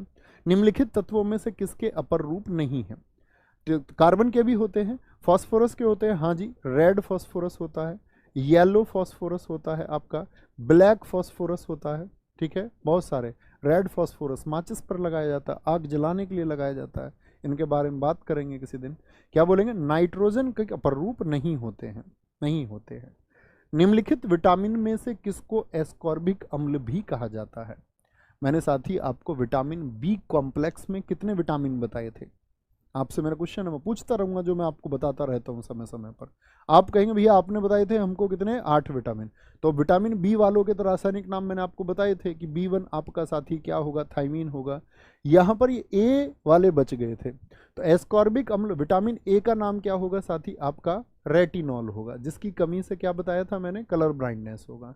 बी का थाइमीन मैं आपको बता चुका था। सी का साथी क्या होगा, एस्कॉर्बिक अम्ल, यही पूछा गया है। इसका सोर्स क्या है, क्या बोलेंगे भैया, खट्टे फल। विटामिन डी का रासायनिक नाम क्या होगा, बोले क्या, क्या बोलेंगे आपका, विटामिन डी का जो रासायनिक नाम होगा वो होगा कैल्सीफेरॉल, क्या बोलेंगे, कैल्सीफेरॉल, जिसकी वजह से हड्डियां कम हो जाती हैं, हड्डियां कम हो जाती हैं मतलब संख्या में नहीं, कमजोर हो जाती हैं। विटामिन साथी आप मुझे बताएं, विटामिन ई का केमिकल नेम क्या होगा आपका, टोकोफेरॉल होगा, टोकोफेरॉल हो जाएगा, टोकोफेरॉल। और विटामिन के का बताएं साथी आपका, विटामिन के का क्या हो जाएगा आपका, के का होगा भैया आपका फिलोक्विनोन, क्या हो जाएगा, फिलोक्विनोन होता है, फिलोक्विनोन। ये किसका होगा, ये विटामिन के का होगा, फिलोक्विनोन। तो ये आपका सारे विटामिन के केमिकल नेम हमने पढ़े। अब इनकी वजह से, किसी की वजह से हमने कुछ सोर्सेज भी बात करे, उनकी वजह से हमने बीमारियों की बात भी की। निम्नलिखित में से कौन सा विटामिन है जो रक्त का थक्का बनाता है, रक्त का थक्का मतलब क्या करता है, ब्लड क्लॉट्स बनाता है, ब्लड क्लॉट्स बनाता है। उन्हीं की वजह से क्या होता है, फिर खून बहना बंद हो जाता है एक समय पर। ये कौन मदद करता है, vitamin C, vitamin D, vitamin E और विटामिन के। तो क्या बोलेंगे, ये विटामिन आपका के, विटामिन के, जिसको साथी हम नेप्थोक्विनोन भी बोलते हैं, क्या बोलते हैं, नेप्थोक्विनोन भी हम इसको कहते हैं, नेप्थोक्विनोन भी कहा जाता है, याद रख लेना, कहा जाता है, ठीक है, कहा जाता है। आगे आएंगे। और जो हड्डियां हैं ना हमारी, विटामिन के की वजह से ही क्या होती हैं, जो हमारी हड्डियां होती हैं, जो बोन्स होती हैं साथी, हड्डियों में ये कैल्शियम का एक बॉन्ड बना देता है। हड्डियों में क्या बनाता है, कैल्शियम का बंधन कौन करता है, कैल्शियम बॉन्ड कौन करता है, वो विटामिन के ही करता है। अच्छा विटामिन के बताओ फैट में सॉल्यूबल है या नहीं है, विटामिन आपका के फैट में सॉल्यूबल है या नहीं है। तो क्या बोलेंगे भैया, फैट अर्थात वसा में, वसा में आपका घुलनशील कौन कौन है, तो वसा में घुलनशील है कीड़ा, क्या बोलेंगे आपका KEDA, KEDA, वो वसा में घुलनशील है, यानी कि के है कि नहीं है, जी भैया होगा। और जो वसा में घुलनशील नहीं है वो कौन कौन से हैं, ये आपको पता होना चाहिए। बहुत बढ़िया, बहुत शानदार, बिल्कुल ठीक आंसर आया प्रियंका जी आपका। प्रियांशु, तवा कढ़ाई एक स्टूडेंट का नाम है हमारे का, बहुत खूब। हाल ही में कहां पर 4 दिवसीय तवी महोत्सव शुरू हुआ है, तवी महोत्सव शुरू हुआ है, बताएंगे आपका कर्नाटक, जम्मू कश्मीर, बिहार और आपका साथी मध्य प्रदेश में। तो कहाँ पर आपका 4 दिवसीय तवी महोत्सव ये जम्मू कश्मीर में शुरू हुआ है। क्या बोलेंगे? तवा कड़ाही नाम देखते ही प्रश्न भी तवी आया है। देखो तवा को देखते ही तवी भी एकदम से आ गई निकल के कि मेरा तवा कमेंट सेक्शन में आ चुका है, तो मैं भी प्रश्न में आ जाती हूँ। तो क्या बोलेंगे भैया? जम्मू कश्मीर में। अभी साथी अगर मैं बात बताऊं, जम्मू कश्मीर में भारतीय सेना ने, जो इंडियन आर्मी है, भारतीय सेना ने ऑपरेशन सर्वशक्ति लॉन्च किया। क्या बोलेंगे? ऑपरेशन सर्वशक्ति लॉन्च किया। ऑपरेशन सर्वशक्ति कहाँ पर लॉन्च हुआ? तो क्या बोलेंगे आप? जम्मू कश्मीर में लॉन्च हुआ। अभी आपसे पूछे जो पीएम विश्वकर्मा योजना है, पीएम विश्वकर्मा जो स्कीम है साथी, पीएम विश्वकर्मा स्कीम को लागू करने वाला पहला यूटी कौन बना है? लागू करने वाला पहला यूटी बन गया है आपका, पहला यूटी बन गया है आपका जम्मू और कश्मीर। क्या बोलेंगे? जम्मू और कश्मीर बन गया है। आगे आएंगे। हाल ही में किसने एनटीपीसी के निदेशक का पदभार संभाला है? कौन है जिसने एनटीपीसी के निदेशक का पदभार संभाला है? ठीक है, रविंद्र कुमार, डॉक्टर अदिति सेन, पंकज चटर्जी और एएस राजीव। तो एनटीपीसी का पदभार संभाल लिया है साथी आपका किसने? एस राजीव, रविंद्र कुमार जी ने। क्या बोलेंगे? रविंद्र कुमार जी ने संभाला है। एनटीपीसी का फुल फॉर्म बताएं साथी? National thermal power corporation. क्या बोलोगे? नेशनल थर्मल पावर कॉरपोरेशन है आपका, थर्मल पावर कॉरपोरेशन है, जिसको साथी इस्टेब्लिश किया गया था 1975 में और जिसका हेडक्वार्टर है नई दिल्ली। क्या बोलेंगे? हेडक्वार्टर इसका नई दिल्ली है, ये बात आपको पता रखनी है। एएस राजीव अभी हमारे विजिलेंस कमिश्नर बने। क्या बोलेंगे? ये हमारे सतर्कता आयुक्त हैं। कौन बने? ऑप्शन डी, हमारे विजिलेंस कमिश्नर हैं। ठीक है, विजिलेंस कमिश्नर है। अभी एक बहुत बड़ी नियुक्ति हुई जो आगे की परीक्षाओं में आपसे पूछी जा सकती है साथी, कि देश के नए ओम्बुड्समैन कौन बने हैं, नए लोकपाल कौन बने हैं, बताएंगे। जो नए लोकपाल नियुक्त किए गए हैं उनका क्या नाम है? नए ओम्बुड्समैन कौन बने हैं आपका? तो अजय माणिक राव बने हैं। कौन बने हैं? अजय माणिक राव बने हैं साथी, अजय माणिक राव बने हैं। कौन बने हैं? अजय माणिक राव बने हैं। हाल ही में 5 करोड़ आयुष्मान कार्ड बनाने वाला देश का पहला राज्य कौन सा बना है? आयुष्मान योजना के तहत जो आयुष्मान कार्ड बनते हैं, एक प्रश्न और मैं आपसे पूछूंगा यहाँ पर कि आयुष्मान जो योजना है उसका नाम बदल के क्या कर दिया गया? आयुष्मान योजना का नया नाम क्या है साथी? आयुष्मान योजना का नया नाम साथी क्या है आपका? तो क्या बोलेंगे आपका? PM Jan Arogya Yojana, PM Jan Arogya Yojana. ठीक है, पीएम जन आरोग्य योजना। ठीक है, पीएम जन आरोग्य योजना। तो कौन सा बना है आपका 5 करोड़? बिहार, उत्तर प्रदेश। तो ये कमाल कहाँ पर हुआ है? ये यूपी में कमाल हो गया है। ठीक है, मुझे बताओ आयुष्मान कार्ड के लिए जो वर्तमान में साथी सीईओ हैं, चीफ ऑपरेटिंग ऑफिसर हैं, जो वर्तमान में सीईओ हैं वो कौन है? वो आरएस शर्मा है। क्या बोलोगे? आरएस शर्मा है। इस जो लॉन्च किया गया था आयुष्मान कार्ड योजना को साथी, लॉन्च किया गया था इसको 23 सितंबर 2018 में, 2018 में। कहाँ से? रांची झारखंड से। क्या बोलोगे? रांची झारखंड से इसको लॉन्च किया गया था। अच्छा मुझे बताओ ये किस प्राधिकरण के तहत आती है और किस मंत्रालय के तहत? तो जो ये योजना है हमारी आयुष्मान कार्ड योजना, ये एनएचए के अधीन आती है। किसके अधीन?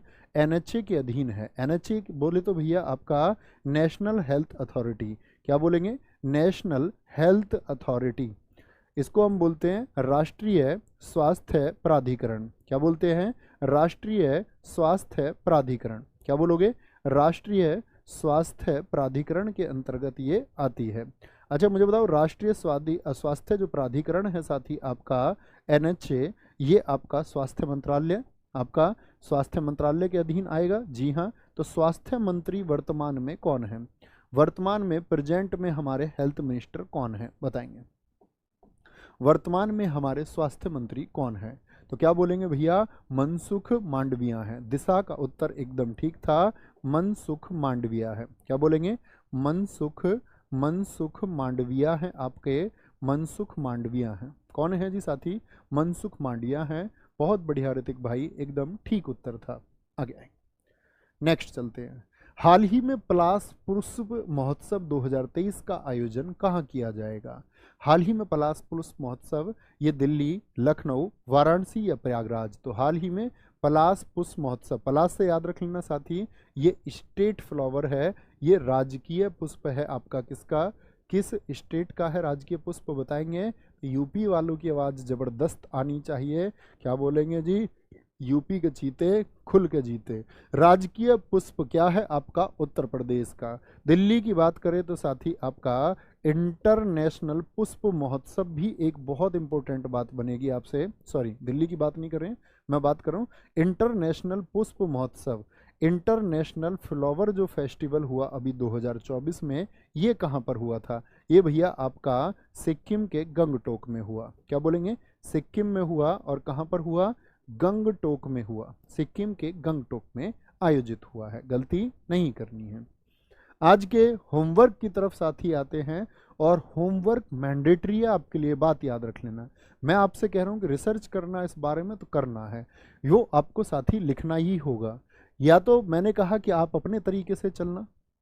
मैं हमेशा ये मानता हूँ कि क्लास के जितने बच्चे देख रहे होते हैं उसमें से 1/3 बच्चे ही कंसिस्टेंट होते हैं।